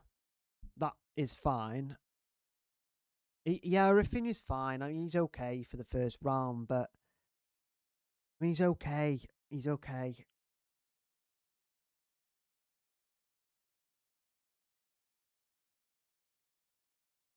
Let me just have a look a bit more into Havertz because I do think he's I think he's a safer option than.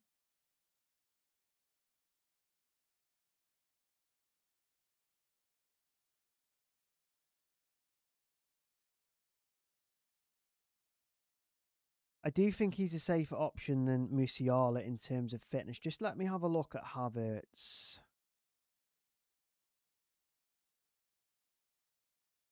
Scored and assisted against Germany. He was excellent. He came off around the 61st. Wirtz came off 80th. Musiala came off 80th. Sane came off 7th. Who did Havertz come off for? He just played in the Arsenal final, didn't he? And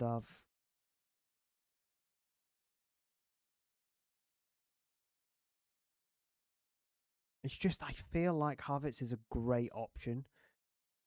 think Havertz is a better option than Mbappe. Also, I think you need double German attack. Mbappe is dangerous, though, isn't he?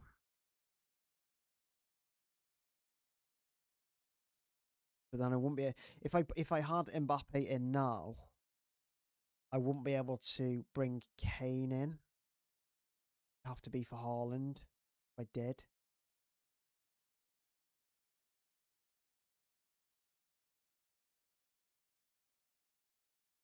And it's dropped to 4.3%. Guys, Sabitzer and Mbappe or Elise.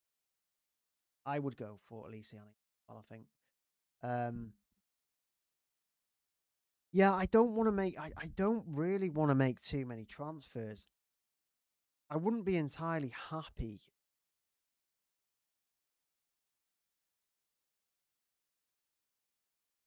I mean, I have got 12th man as backup.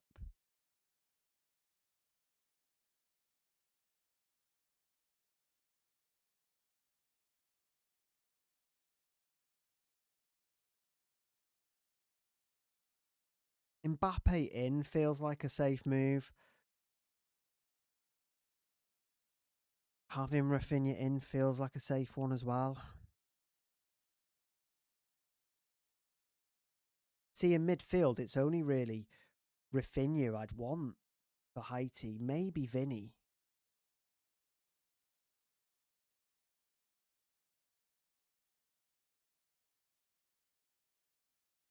Sabitzer would go anyway. Look, I think this is it's a decent team. I think it's a pretty decent team. I do slightly worry in terms of goalkeepers. I don't really have a lot of choice, do I? I think we were looking at goalkeepers before, and they're my options. Yeah, 30 minutes. 30 minutes. 4.3 million. I'm kind of wondering if I just go for Angus Gunn.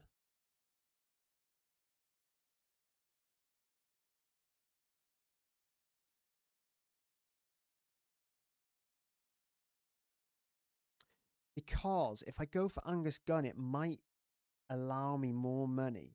Let's try Gunn. I think he's going to start the first two.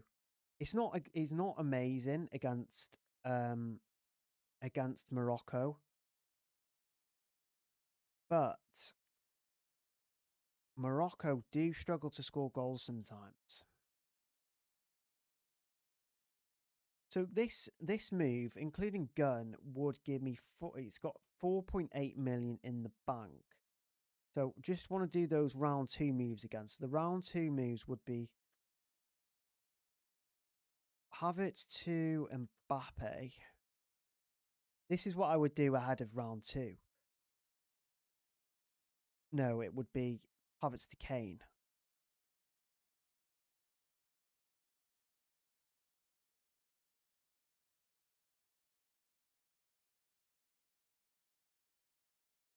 So these are the transfers I would make. So Mbappe would come in as 12th man ahead of round two.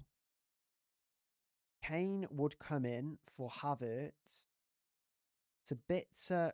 again, this is booking in two transfers, so I'm not exactly thrilled with this. So those moves would give me 0.7 million. Oh, I think I'm 0.1 short of moving to Cucurella here. How much is Cucurella? So annoying that he's I think he's 5'1", which is just really, really frustrating.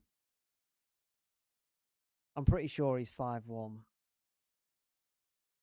Done too much content to not know that. Ugh. So I would be 0.1 short of Sanchez or Alvadi to Cucurella. So the move from the gun inclusion isn't really enabling that much. I mean, Kubasi. Can I trust Kubasi? He's not even that great, Kibasi. Not even that great, really. I'm going to have to... Let's see what I can do with the 0.7. So it's 0.7 that I've got.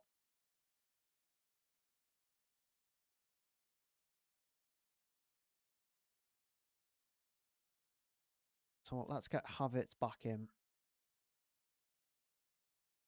I'm hoping nobody's bored. It's quite frustrating trying to get everything done. Hope everyone's okay. How's everyone doing in terms of setting up their own teams? Hope everyone's doing okay. Who's still here anyway? Who's still watching at this point? I'm assuming some have continued on the whole stream. Yeah, so 4.8, but I'll have 0.7. I've got 0.7 to play with because the moves that I'm planning to make are obviously Mbappe 12th man, Kane in for Havertz, and Sabitzer out for Rafinha. So I've got 0.7. And I'm kind of thinking...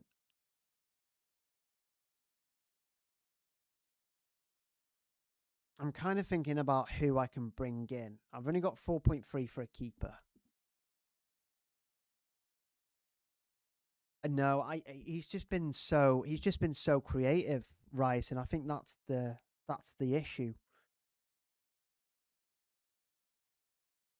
I've got money to upgrade. I've got money to upgrade to make an upgrade here. So 0.7 million.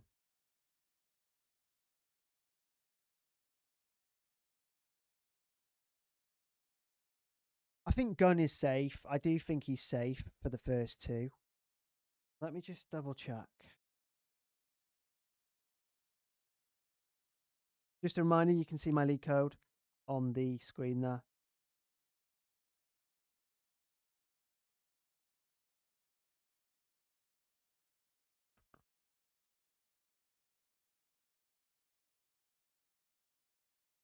Yeah, I'm going to have a look at a little bit into looking at Gunn.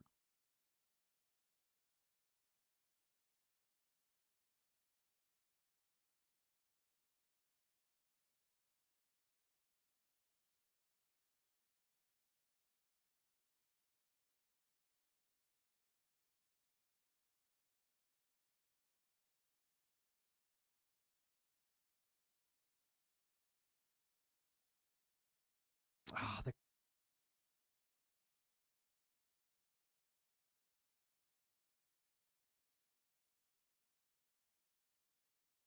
a lot the Scotland fan want to see Gordon start.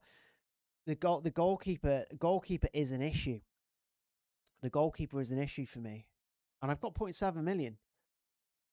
Got 0.7 million to potentially move. The ones I've listed aren't fantastic.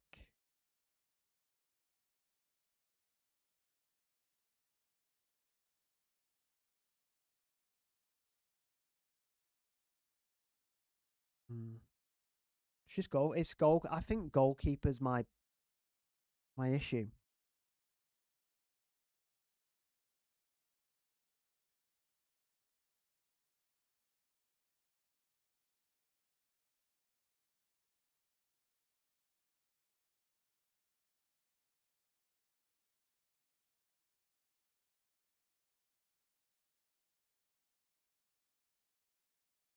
I think goalkeeper's my issue. No, I think Vargas is anything above 4.5 is not good.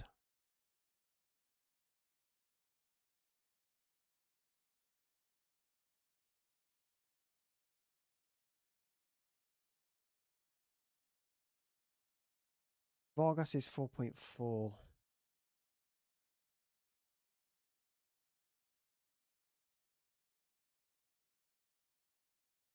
Vargas is 4.4.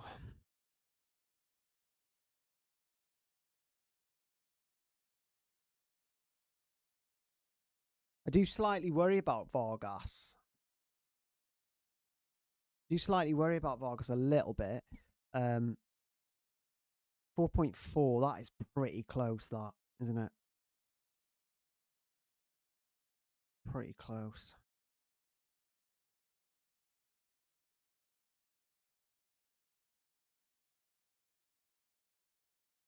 I don't think he's going to go... I don't think... Can someone check the Vargas ownership? Can someone just refresh Vargas's ownership and just have a look what it is? Because I've got it down as 4.4 here. So someone just have a look at Vargas's ownership and drop it in. That would be great if you could do that. But then a double Colombia defense, is that good? I think it's okay. Yeah, 4.3. Yeah, 4. I think I've got 0.7 spares, so I think if I upgraded gun, the furthest I could go is 4.3. Oh, 4.5%. So he's up to 4.5% now. But there's only 20 minutes to go.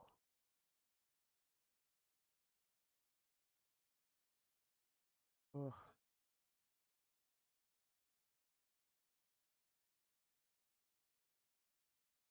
I might risk Vargas. I might risk it.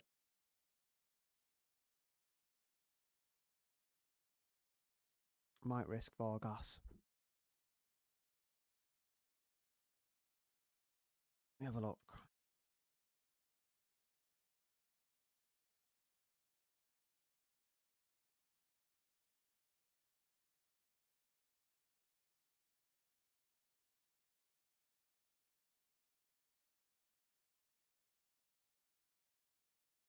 The Colombia fans say Vargas is nailed. 4.4%. It's 4.5. You guys have said. We'll get to the chip in a second. Let me just submit that. Let me just get this into a bit of a view for you guys.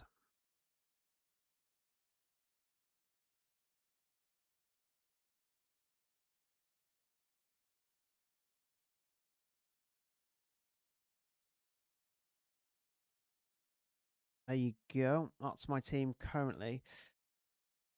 I probably need to go soon as well to get this. I've got max cap on currently, but I don't know if I want to use it.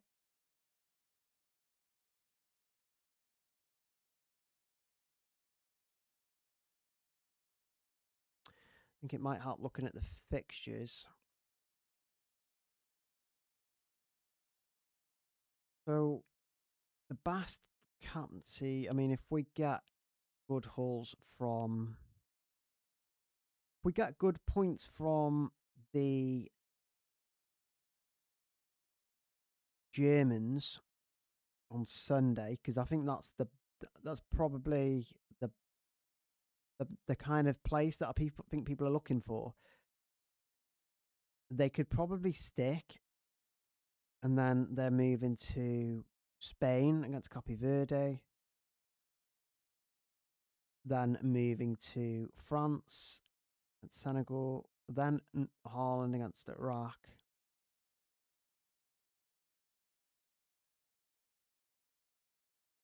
I'm not massively convinced on Max Captain this week. I'm not massively convinced on Max Captain, which might mean that I don't use it.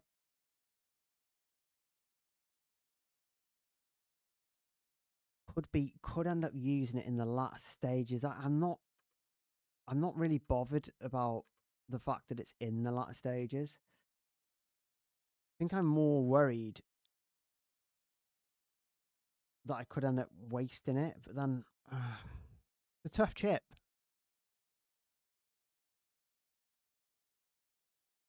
It's a really tough chip.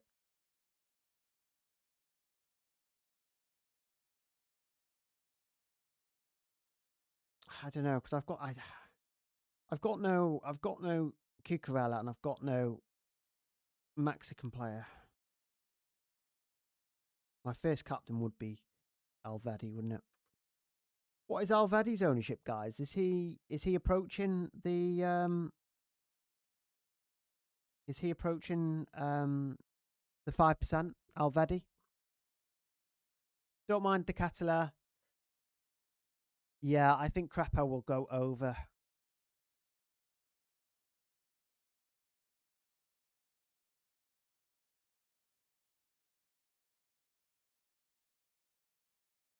Yeah, I'm not completely sold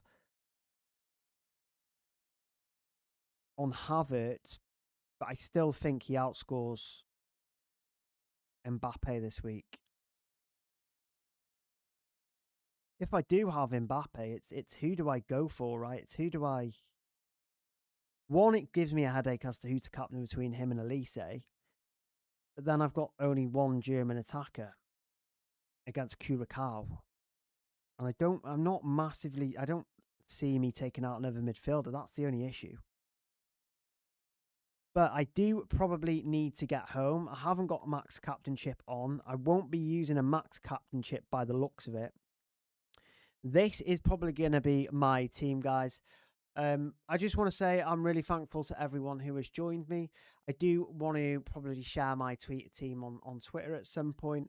Again, really do appreciate everyone who's turned up. I'm really looking forward to the Mexico-South Africa game. Big fan of South Africa. Big fan of the African teams in general. So I just want to say, again, if you've enjoyed the video, please hit like. Please hit that subscribe button. And I'll see you guys for the next one.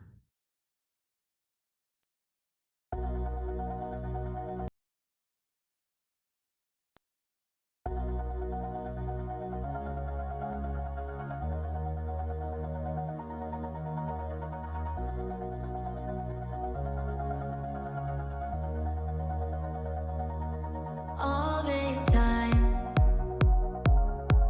I've been holding on so tight, 'cause all that I do was easy to